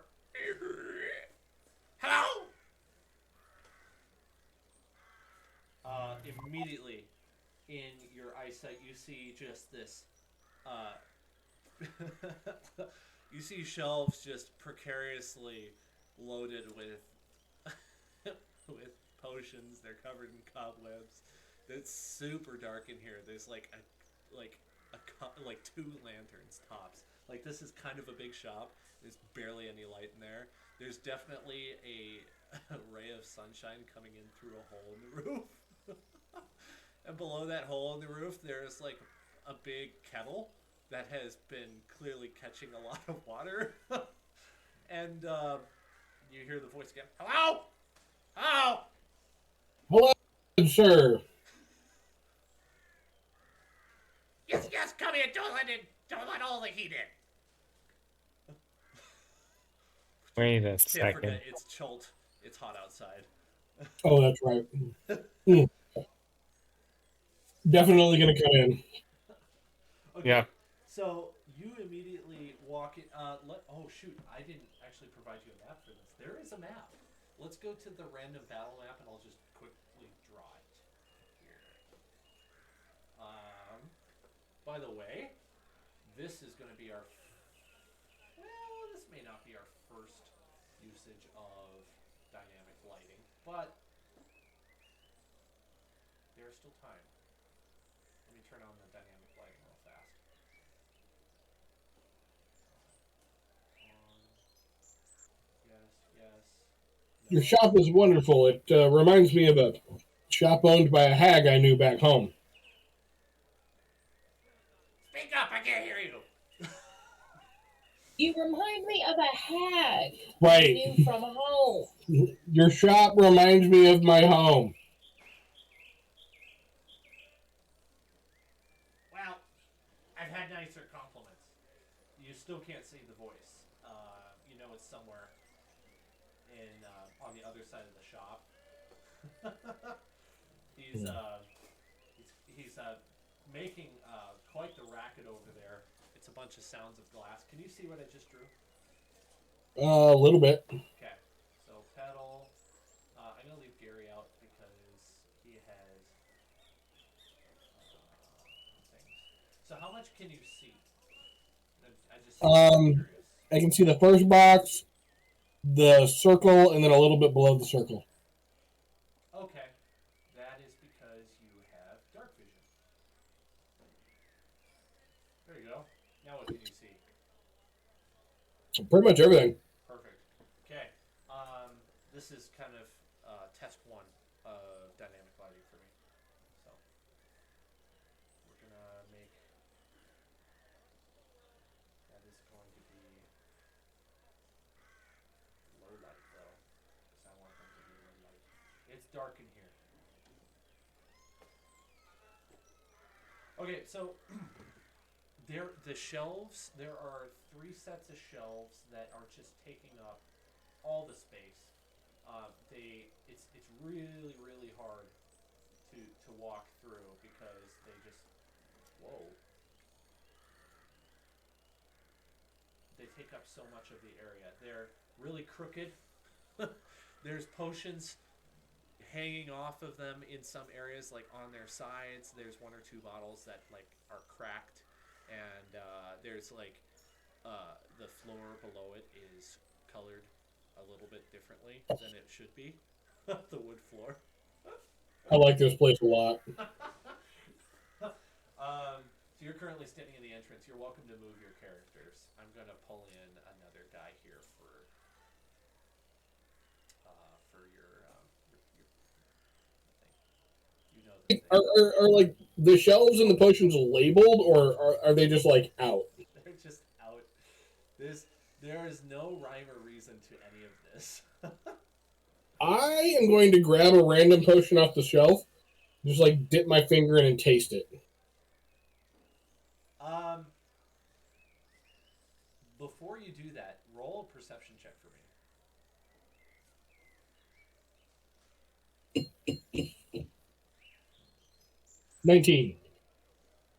Okay. Ignore the fact that this guy has a staff. He's not actually going to fight you. I just couldn't find anyone else. 19. You see a sign that says, "Steal at your own risk. Potions may be poison." Oh, okay. Well, sorry. I thought if they weren't labeled, you were supposed to do that because that's like how you can tell what a potion is. Right. This guy has it set up where he's like he just genuinely has no information for you at all except for that sign. All right. Well, then I'm going to track him down and be like, "Hey, man, what do you got to sell?" Sure. As you walk through, oops. Oh, I put you guys on the wrong layer, didn't I? No, I didn't. I don't know. I seem to be working out. As you walk through, roll let's see, would it be acrobatics or athletics to not knock over a potion? I would prefer acrobatics. I think so. Athletics is strength. Yeah, you want dexterity. 22. 22. Dang. You one falls, but you catch it with your foot and gracefully like toss it up, catch it, and set it back on the shelf, like a ninja. Pedal is a dexterity of 17. That's really awesome. The guy comes walking out, and you can't see it here, but there's a little desk. and he says, "What can I do for ya?" I am interested in your products, good sir.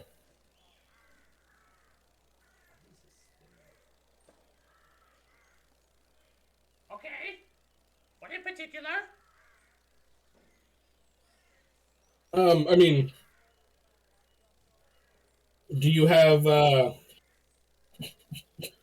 any specialties? Anything that you're particularly known for? You seem like a man of the craft. Well, I have made many a potion here.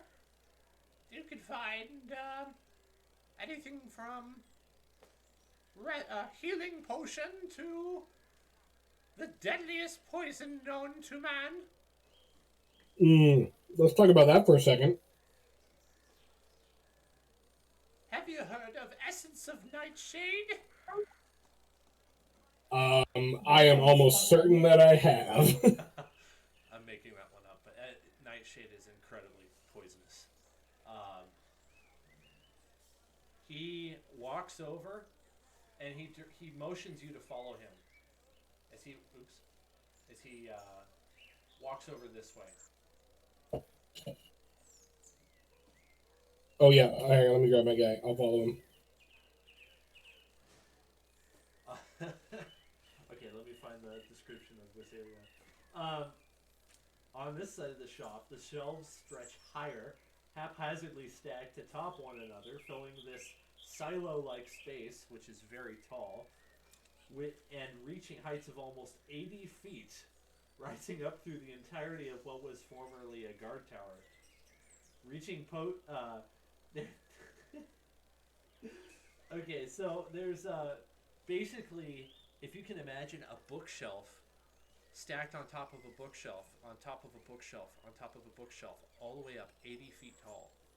And there are these random boards stretched across that you're supposed to like grab onto and pull yourself up in order to get up to the top level. That is this.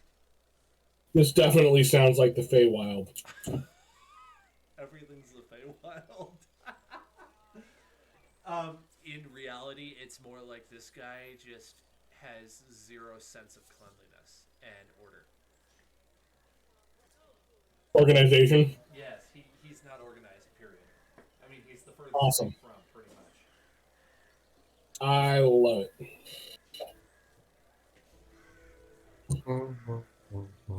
Organization's for moods. He says, "It's about quarter of the way up." You can tell this guy's a goblin. He's like an actual goblin? He's like a half goblin type. Okay. He's definitely got the really pointy ears. He's got the nasty looking face. He's got a weird voice. Definitely kind of on the short side. If you were to wager a guess, he's probably some sort of like a halfling goblin. Tracks? Yeah. Who has any idea how that happened? Well, Pedal's trying to not think about that. Yeah. And he starts climbing up like these bookshelves, and he knocks over a potion. He's like, that was a common one. He gets up a little bit further. If you want to try to catch a potion, you can roll for it. It's gonna I would love to try to roll acrobatics to catch a potion.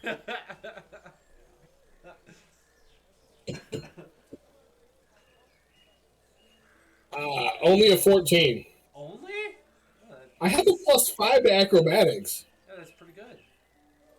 I think. Yeah, he knocks another one down, and you sort of fumble to catch it, but you definitely catch it. It doesn't break. And he doesn't even notice the fact that it fell where you caught it. I'm just gonna be like, what's this one? He stops, sort of perilously, and looks down, and he says, "That is a lesser poison." Lesser poison. Okay. I'll come up with an actual D&D No worries. That would be like the really inexpensive poison that doesn't really kill, but more like causes you great pain. Ooh, I mean, I might need some like debilitating but non-lethal poison too. That's a good. Thank you, Dan. Yeah, this one is like getting close to that, but not quite strong enough. Maybe if you were Okay. to, it's like if you pulled a Dumb and Dumber and put the entire bottle in his coffee, um, then you would be in debilitating pain. But if you were to like sneak it in somebody's food, like just a couple little splashes, it's just gonna cause them like some indigestion and set like really bad bowel movements. Okay. Hey, while you're up there poking around, on top of the deadliest poison, I'm also interested in a poison that will like immobilize like somebody like still like alive but like can't do anything. Also, if you have anything that makes people just like instantly crap themselves, I'm also interested in that. Okay. By the way, the one he knocked down is it's an Erwurg, Erwurg, and I'll give you a little more information on that one. It's a green one. It causes. He. Let's just say he tells you this. Like that one causes people to cough really hard and it hurts. For that reason. It causes people to what? To cough really hard. That one is Okay. like a coughing poison. Okay. So you're looking for one that causes severe debilitating pain. I mean, not necessarily pain, but like something. If you like, I want a non-lethal option to dose my arrows with, or somebody if we have to kidnap somebody or something. I don't know. You never know. He finds one. He says, "How about cyanide? How about cyanide?" He picks up a black bottle. It's maybe about a pint in size. You see the liquids splashing around in it. He says, "Just a drop of this will cause serious pain." It would cause the person to become poisoned for 1 hour and take 18 poison damage on a failed save, or half as much on a successful one. Okay.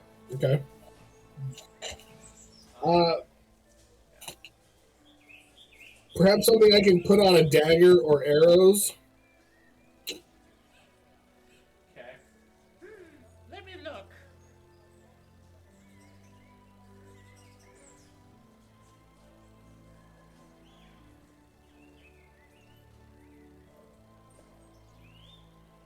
This deadliest poison in the world you were talking about? This nightshade, essence of nightshade? Yeah, that one would be. The real name for that is Black Lotus Extract. How much is Black Lotus extract? That is 4,000 gold. Oh my god, okay, never mind. I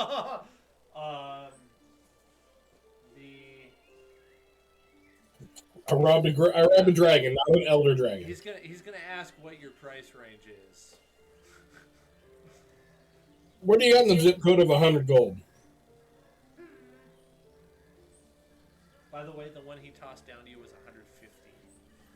Okay. Looks like the cheapest potion he has is 150.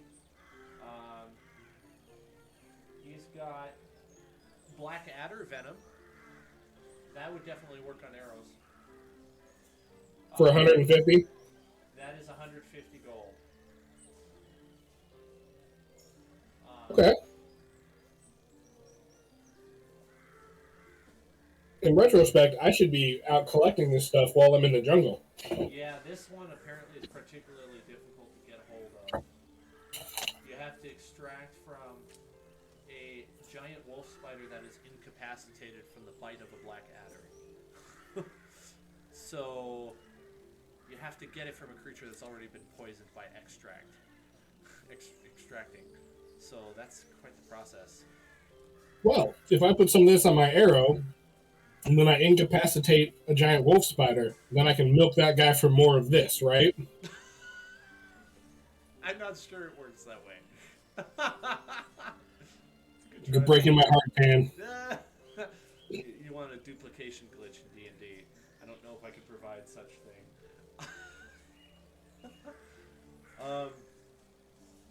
He says the other stuff is outside that price range.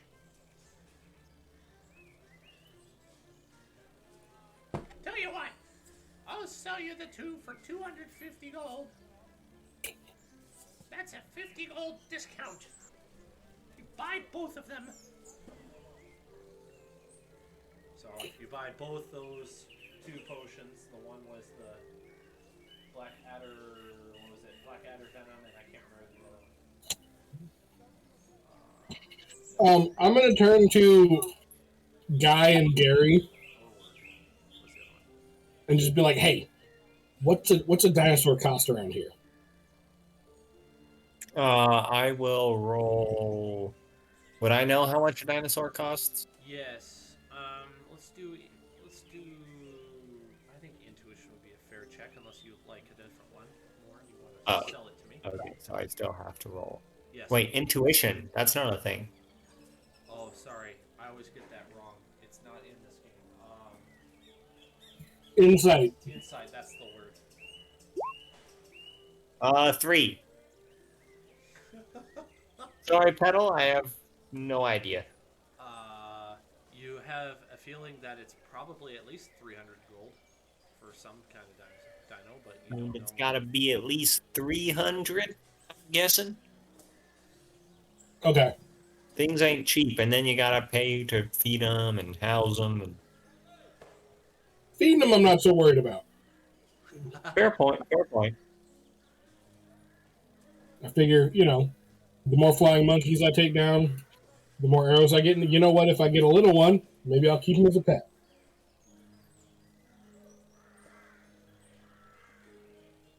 Honestly, I'd rather just kill the things. Have you made up your mind? I can't stay up here all day. You know, I got things to do. We're outside too long with the puppies. You do what you want to do. Okay, so this is fantasy game. Eli, this half goblin I'm voicing sounds a lot like Jinjib. Do you remember Jinjib? Yep. I just realized. It's the same voice. You weren't doing that on purpose? No. I thought you were doing that on purpose. No, I was gonna go for the Black Powder Merchant from the Critical Role, but I got it wrong, so I just stuck with it. I did not that Mercer. In that case, I will. I'll just buy the adder venom poison. Thank you. You said 150 gold. Yeah. He jumps from his perch, grabs a rope, and comes fire pole sliding down. Lands on the ground in a poof of dust, all sending dust everywhere, and trots over to his desk with the potion. He sets it down and he says, "Give me the gold. Gold before potion." Yeah, I'll hand it over.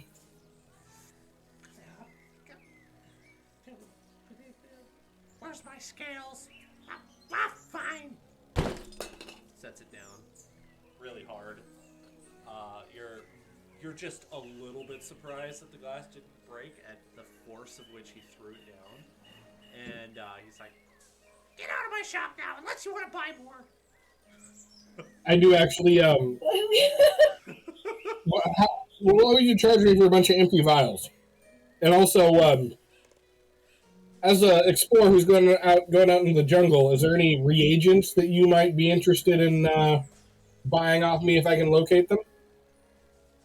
Yes, he gives you a detailed list that he hurriedly scratches down.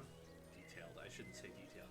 He gives you a quick summary of a few different plants that if you spot in the jungle through investigation or perception checks, I will tell you if it's one of them.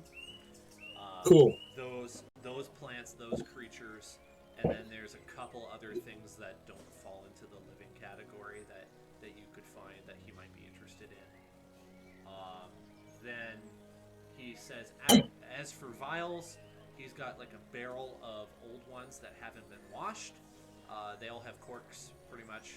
At least there's a hogshead of corks on the ground next to it. You can try to figure out which ones fit which. And you could just toss him a silver, and you can take like a dozen with matching corks. Cool. I'll do that. Perfect.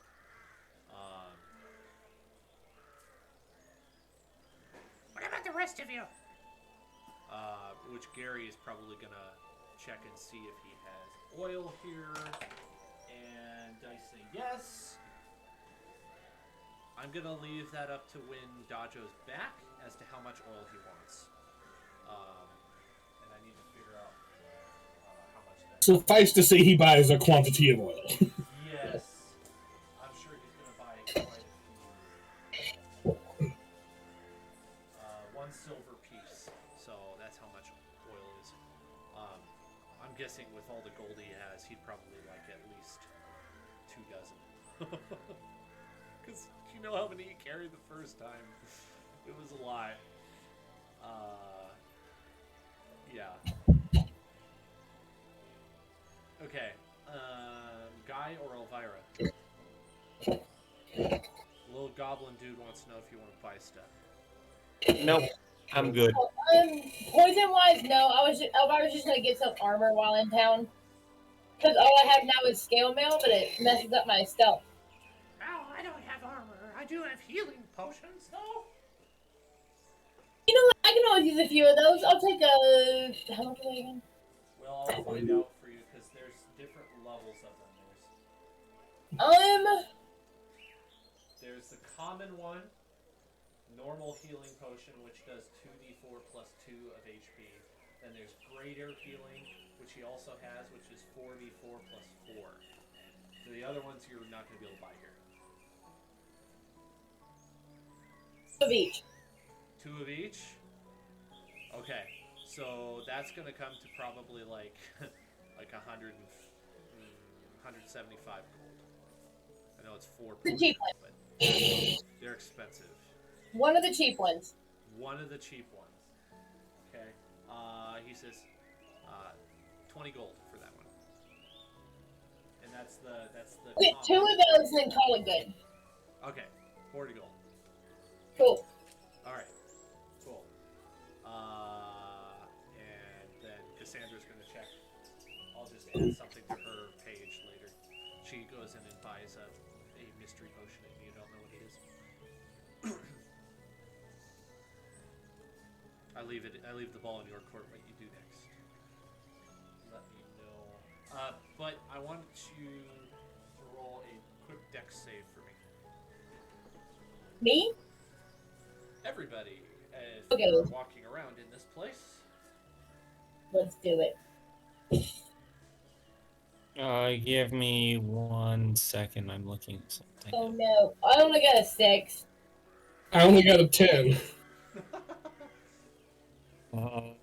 10? Wait, what am I rolling? The shop. Dex save. I got 15. Okay, nothing happens. Alright. Right. Yep. That was all for this place. Ooh.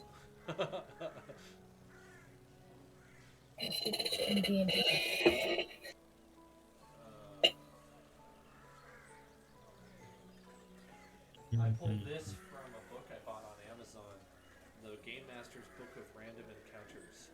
This is one of the in-town things, which I think is pretty cool. There's a lot more to it.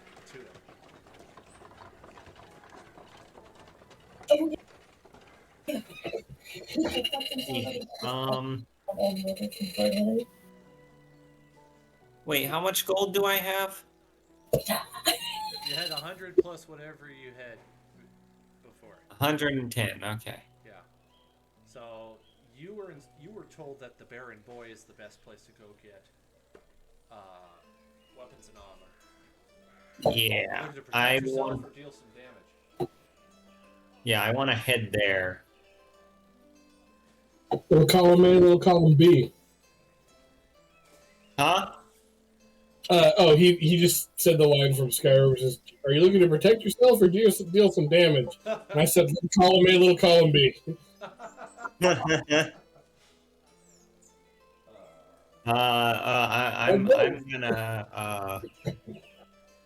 I'm gonna tell Elvira and Petal I'm heading to the Baron Boy, and then I'm going to go to the Baron Boy. I'm gonna go up to the black. Are they still open? What time is it? Oh, it's Does it matter? it's probably mid morning right now. I I'm tired, so I keep thinking it's night. Well, it's I'll definitely go with you. Um. All right. Walk into the blacksmith shop. Hello. I'm here. I'm looking for something to protect myself. A little bit of extra armor. This Aye. leather ain't doing it. You come to the right place. What can I get for you?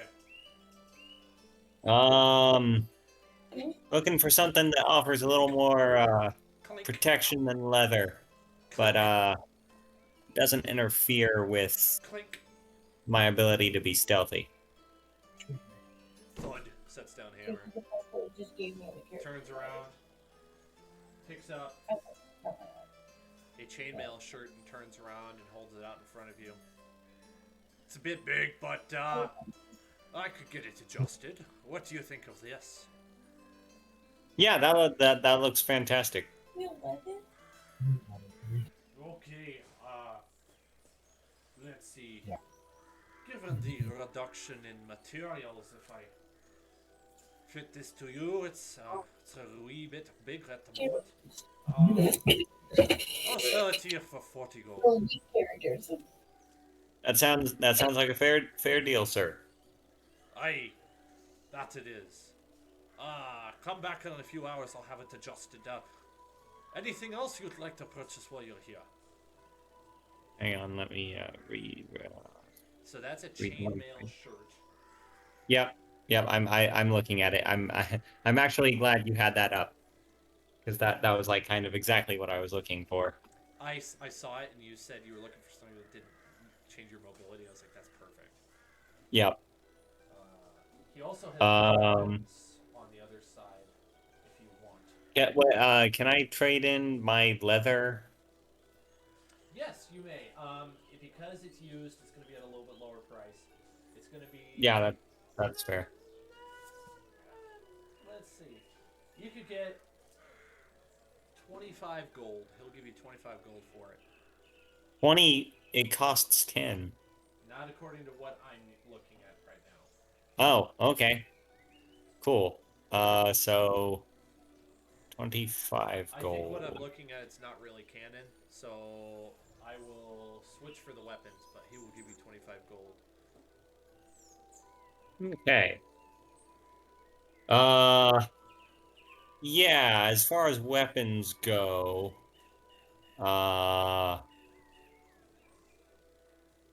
gonna take out my longsword and be like, are there like different quality levels of weapons at all? Like I don't want to. I just want a better longsword. It basically would be whether or not it's cheaply made or well made, is how I look at it. So that would depend. That would change the prices. So my table says a normal longsword is 15 gold, a cheap one is 11, and an expensive one is 22. So Is there any difference in stats between those? no, other than the superficial. If you had a cheap sword, eventually it's going to encounter something and probably chip or break. That sort of thing. Okay. I would be more inclined to have that happen to a cheap weapon than an expensive one. He has lots of other types of weapons, though. If you want to. And I can't like ask him to upgrade the sword or anything? That's not a thing. At this particular shop, they don't offer that. Hmm. He does say, well, it's not in my area of expertise, but if you bring it to an enchanter, you could have it enchanted. Would you happen to know of one? Sigh, no, I don't. Hmm. Uh, what other weapons you got? Let me see your other stock. He walks over and he picks up a long-handled weapon. He brings it over to you, and you see that it is a two-handed maul. I'm looking for something versatile. He goes and puts it back. He stands there for a moment, looking at it. Pel's just gonna yell, "Do you have a bastard sword?" No, doesn't look like it. No. I do have a great sword. Are great swords versatile? No, they're not. Oh, okay. He's just saying, I do have a great sword. I don't have that, but I have a great sword. He has a rapier, and he has a scimitar, and he has a short sword as well. So short sword, you're gonna reduce your plus to hit. Your melee distance is a little bit lowered, but it's gonna be faster. I think it's more of a finesse weapon, but I'm going on Yeah. here.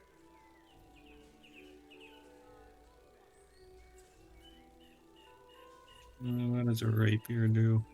He's got a battle axe too, if you want to try an axe. That's different than a great axe. A great axe is two-handed. Battle axe is one-handed. Well, yeah, but it's not. It's practically the same as the sword, though. I mean, yeah, you can chop down a tree with it, but you can't chop down a tree with a sword as easily. That's one difference. Non-combat wise, that's something to consider. I think. Yeah, that's true. Um, And you're still not tracking weight? no, I'm not tracking weight as long as you don't get absurd. I don't want you buying a battle axe or a great axe and a great sword and a long sword and a lance and a maul and a morning star. That's not happening. Uh-huh. All of those are available.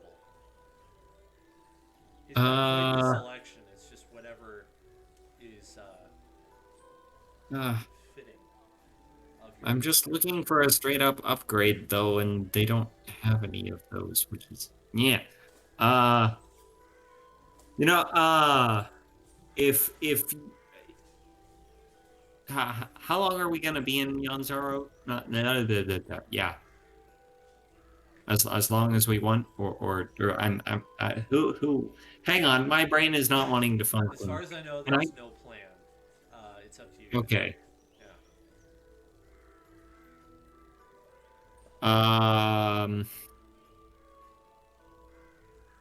Here, I'll tell you what. I'm gonna go check out or try and find Enchanter real quick, but I'll come back if that doesn't work out too well. Sure. I really like how that battle axe looks. I fancy a battle axe myself. You look like you do. He flexes his massive bicep and then grabs Yep, his yep. hammer, goes back to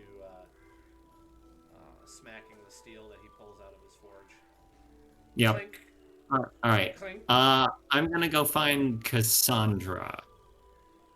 Yeah, she's like hanging out outside waiting for you. Hey, Cassandra. Do you know of any place in the city where I could get a weapon enchanted? You seem pretty in touch with the magic side of things here. She's going to consult her character sheet.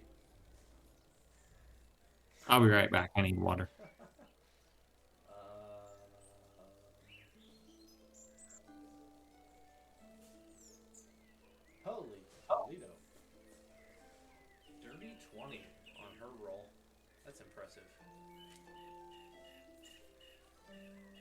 he just left. Elvira, what are you up to? Elvira, you want to bring him in? Alright, I'm back. I'm gonna give Elvira a little screen time, then I'll come right back to you, Eli. Okay. I'm gonna go see if I can go around town and see if I can find anything about like lore from the jungle or whatever that might like help us figure out what's going on. Um, let's see.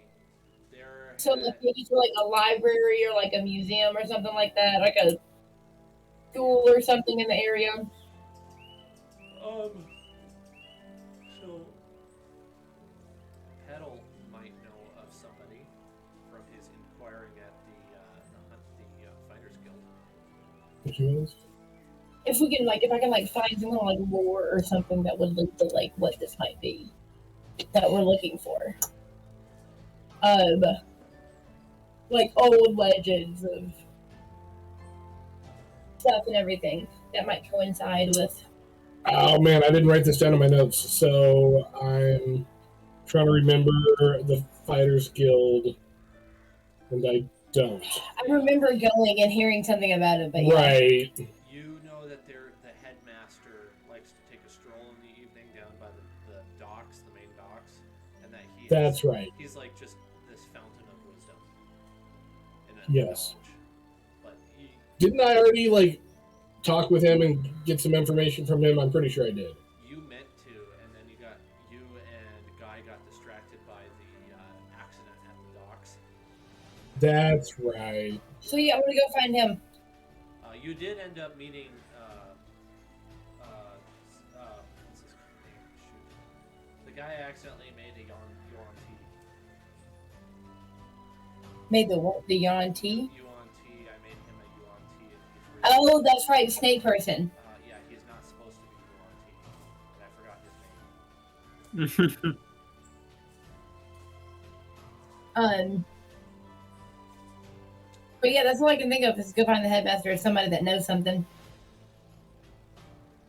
Okay. That's gonna take.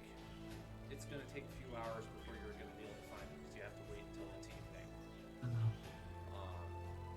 So quickly, Guy, your conversation with Cassandra, she got a dirty 20 on her I'm gonna go knowledge get check. some spray. I'm gonna go. She says she had heard of someone named Tim the Enchanter, but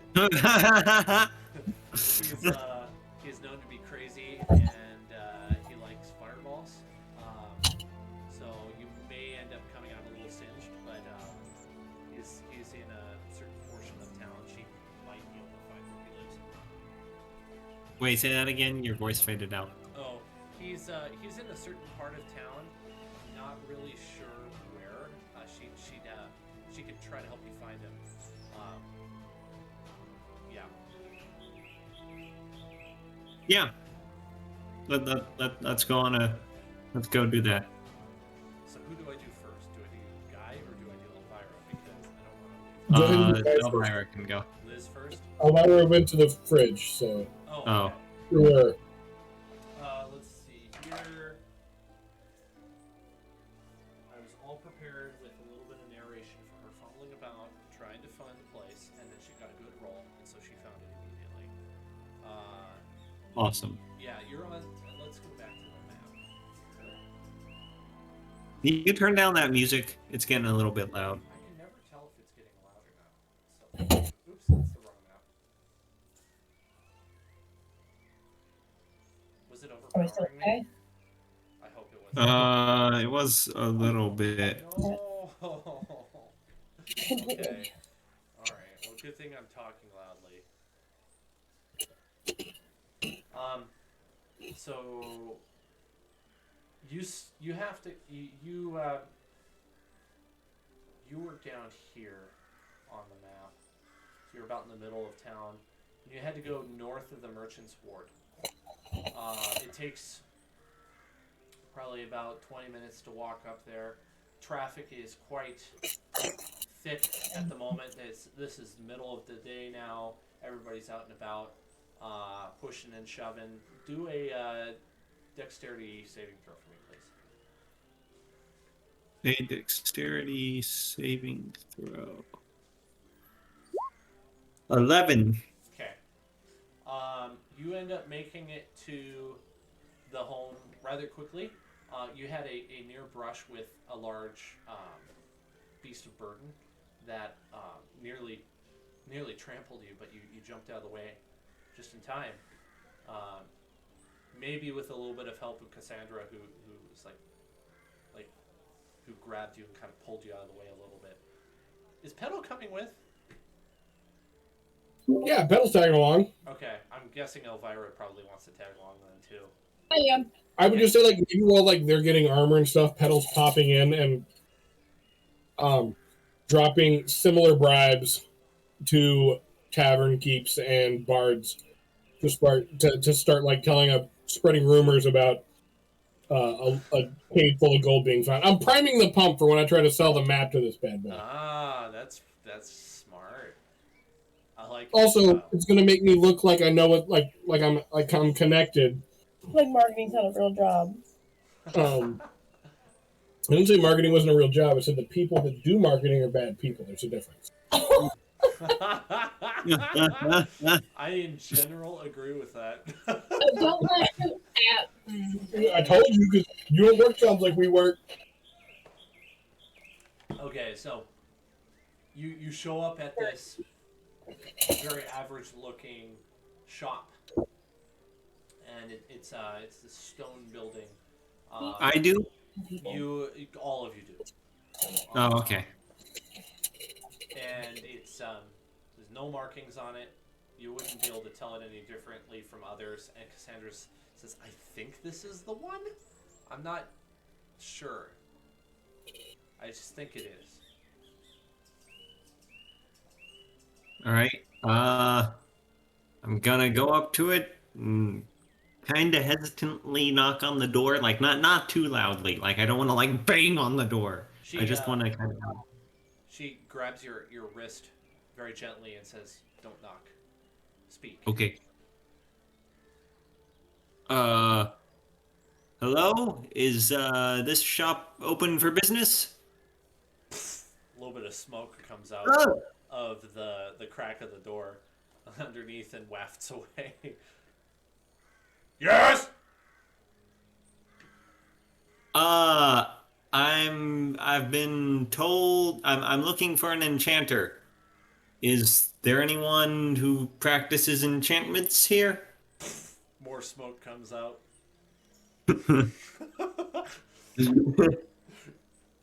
Does that answer your question?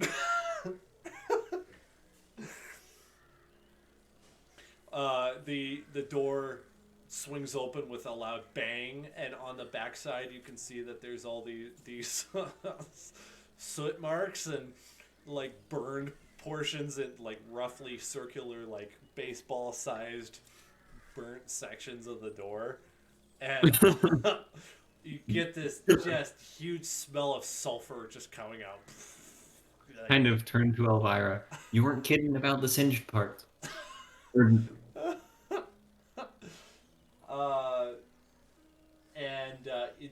It's kind of dark in there, so you don't really see anything. Just the door at the moment. Okay, I'm gonna like kind of hesitantly enter. I would like to purchase an enchantment, perchance. As you get a couple steps in, you feel a tap on the back of your shoulder. Yeah, I turn around, kind of. There's no one there. I turn back around. All of a sudden, there's a man in front of you. Ah! He stands there. He looks down on you. He's taller than you. How tall are you? I don't know. Tall? Well, he's tall plus one. Oh, okay.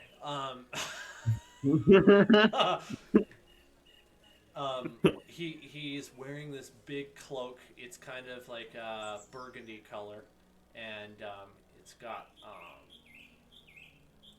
a hood, and coming out from the front of his forehead are two horns. His skin is a little bit red, darkish red. He's got black markings all over his skin. not like quite like tiger stripes, but kind of similar. Um, do you know? Does your character know what a tiefling is? Good question. Let's find out. I'm rolling history. I get a 7. I presume I do not. I'll let my die decide here. I got a nat 1, so you know what a tiefling is. In fact, you know a surprising amount about tieflings. Um, you know that this particular one clearly has an affinity to fire. You don't say. They're if I understand, if I remember correctly, they have their own special. Yeah, they have thaumaturgy. Yes, I was gonna mention language, but yes, you're correct. I can't remember what it's called. What is it called again? Languages are stupid. Just have everyone speak English. Infernal. That's the one I was going for. They speak Ah, Infernal, but this guy also speaks Common, so he's able to talk to you. yeah. He says, "What are you looking for?" It's a very deep, powerful voice. He's like definitely shouting. I would like something that makes my sword stronger. Fire! I mean, would it burn through the scabbard? No, Oh, uh, not if you have a good scabbard. I He kind looks of down at your sword. He says, "You might want a better scabbard." like.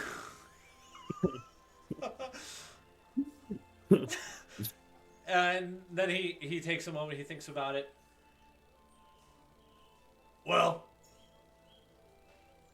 I could probably put a dispel enchantment on the scabbard.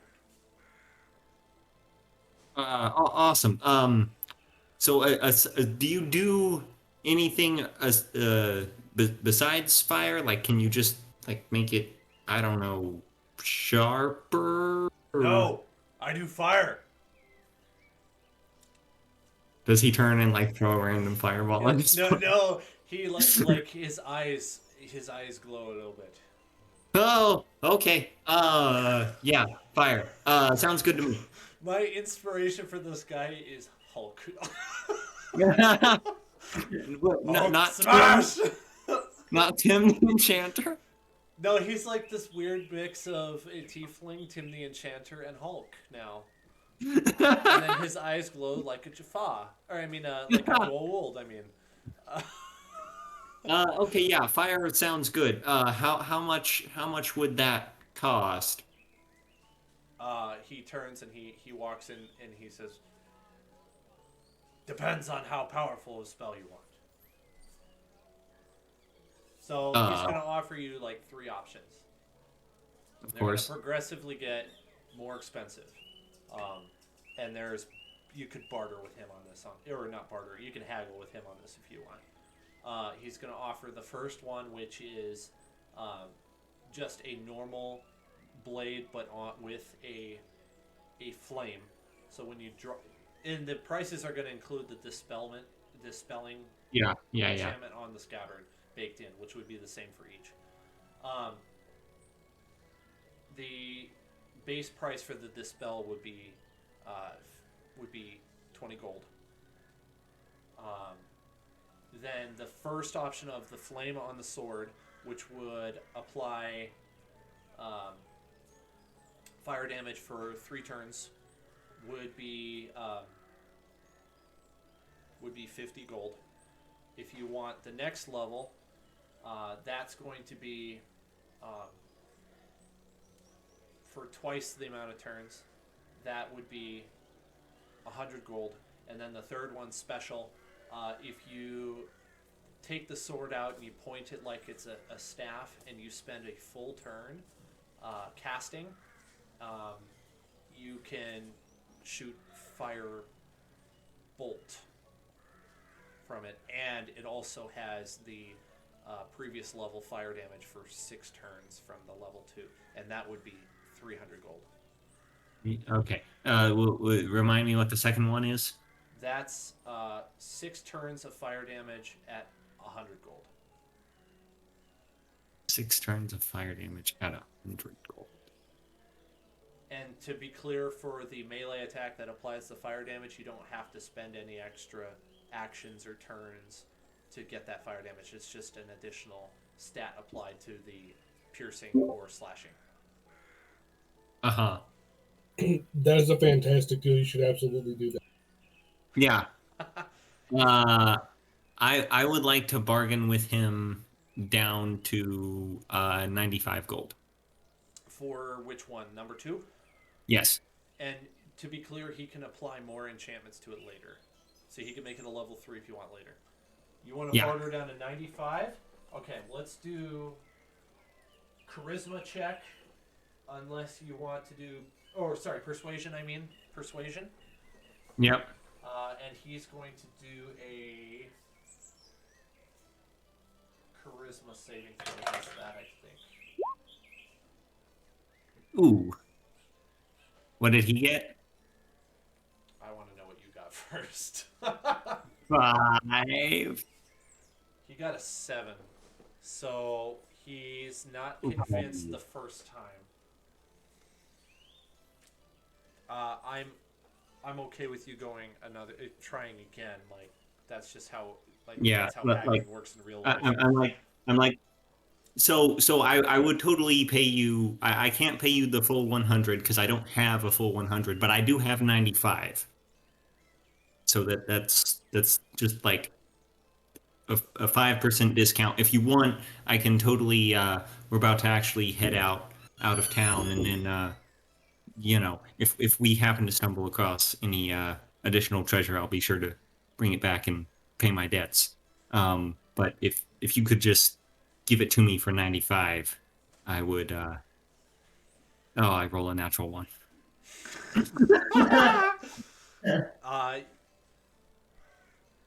Hang on, give me a sec. Oh my gosh, he got a nat 1. You both critically fail. Charge him interest. What does that mean? You both critically fail. He says nope, and now the price is 110. Unless you want to give me a certain type of gemstone. I've always fancied rubies. If you would, I will cut the price in quarter down to 75 if you pay with a ruby. And he doesn't care what value ruby, he just likes rubies. So don't pay him 1,000 gold point ruby for 25 gold worth. So we don't have a ruby. I don't know if you do. I don't know if you do. I'm asking, I actually need you to tell me if you have a ruby or not, because you were just at the Dragon Hoard and there were gems there. Well, I There didn't is get almost certainly a gem trader in town.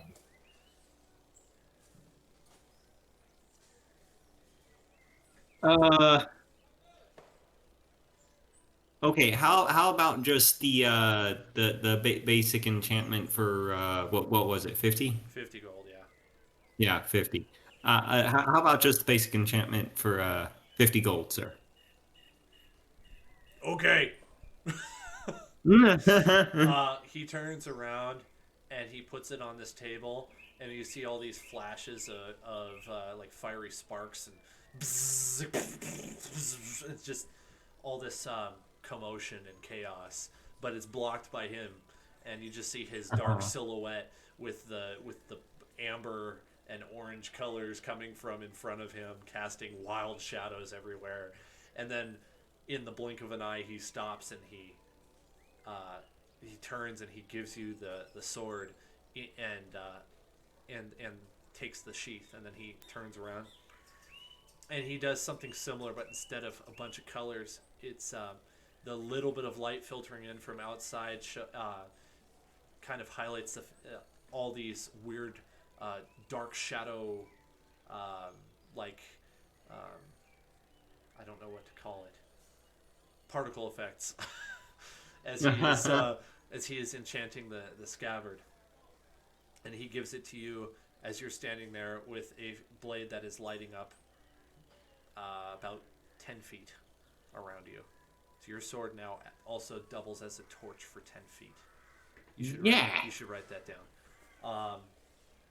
And he gently slides the scabbard over the sword, and immediately within just the first inch of it sliding in there, the fire goes out. Yes. Oh, okay. So tell me the stats for the longsword again. Yes, so you get 3 turns of fire damage in addition to How its much original fire stats. damage? And How much fire damage? that. So I have to remind myself. Or does it turn my slashing damage into fire damage? No, it adds an additional fire damage. It's over time though, so I can't remember. It's 1d4 per turn. That's how it works. Okay. So whatever your normal stat is for slashing or piercing, it does that, and then it adds 1d4 fire for 3 turns. Okay. I would have to say. Well, I actually need to ask Zach on this. Do you think that would stack? Because I don't think so. Wait, so you said it does how much fire damage? It does 1d4 fire damage each turn for 3 turns. So if you hit him once, you get 3 turns of fire damage. If you hit him a second time in the next round, I would think that it would just reset the amount of turns of fire damage. Yeah. I don't think you get. I don't think it's like you hit him twice. He 6. does 6 turns. Yeah. or 5. Yeah. It would just reset down to the 3 again. So you could feasibly set someone on fire and then scurry up a tree if you wanted to, or something like that. And still hit him for 2 more turns. Or baseball a vial of oil. Mm-hmm. Gary can just like douse people in oil, and then I stab them. Wow, I have enabled pyromaniacs. Uh-oh. Oh no. Pyromaniacs. Well, we've already dealt serious shoot. ecological damage to the jungle. It's Chult. Who cares? I mean, burning people isn't like really any worse. Not that bad. I'm surprised you didn't like get some daggers that had the fire so you could throw the dagger at the ground. Dude. That sounds more up Gary's alley. Yeah, he has a fire dagger, you have the fire longsword. And so he can just throw and then throw again, and then the guy's on fire just in agony. That's terrifying. You light on fire, and you light on fire. Everyone lights on That's terrifying. I love it. Oh, it's terrifying. Oh boy. All right. Well, I could definitely keep going, but I don't want to keep you guys up past what time you want to keep going. So it's up to you. Yeah, I think I'm ready to be done. Okay. Elvira, let's say Elvira finds the. Who are you trying to find again? I can't remember now. I'm trying to find the headmaster. Yeah. You find him after a little bit of searching in the evening, and he is open to answering your questions. He's just kind of on a leisurely walk, enjoying his evening. So I can answer some of your questions, and then we can leave it at that. I think that would be fair. I don't know if there's any kind of like, does he have any theories? Is there anything like that's known of in the jungle that would cause something like this? Like any kind of background knowledge, like on the death curse? Yeah. Oh, he's not super sure. He has heard that there. He's once again going to say a name that you guys find familiar, Omu. He's going to say if there was a place that brought nothing but trouble, it would be Omu. I have heard that there are many Yuan Ti there. It is best to be very careful, and I would certainly not want to go there myself.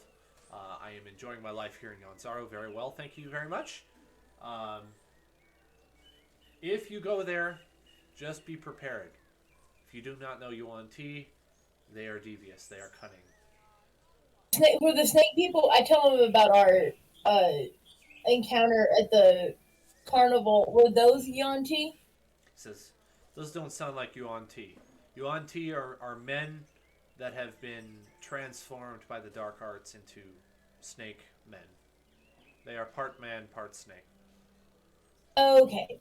Well, thank you so much for your insight, and thank you for letting me tag along on this leisurely evening stroll. Yes, he does have one last piece of information. Let me pull it, and then I will tell you that. Here. He says, legends tell of a particular terrible Yuan Ti that is the leader of the tribe, the main tribe in the jungle, and his name is Ras Nisi, R-A-S space N-S-I. Ras Nisi. He used to be one of the chosen of the god Ubtao. So if that Okay. Ubtao it is. Ubtao it is. So it sounds like you're a rather powerful person. Yes, and you've heard the name Ubtao from the Temple of Savras. Yeah. What's up, Cal? Uptown. Uptown. We can pick up next time with you and the headmaster if you want to ask more questions. I think that'd be fair. All right, cool. If I think of any more, I'll let you know ahead of time. Sweet. All right, that's it for this session.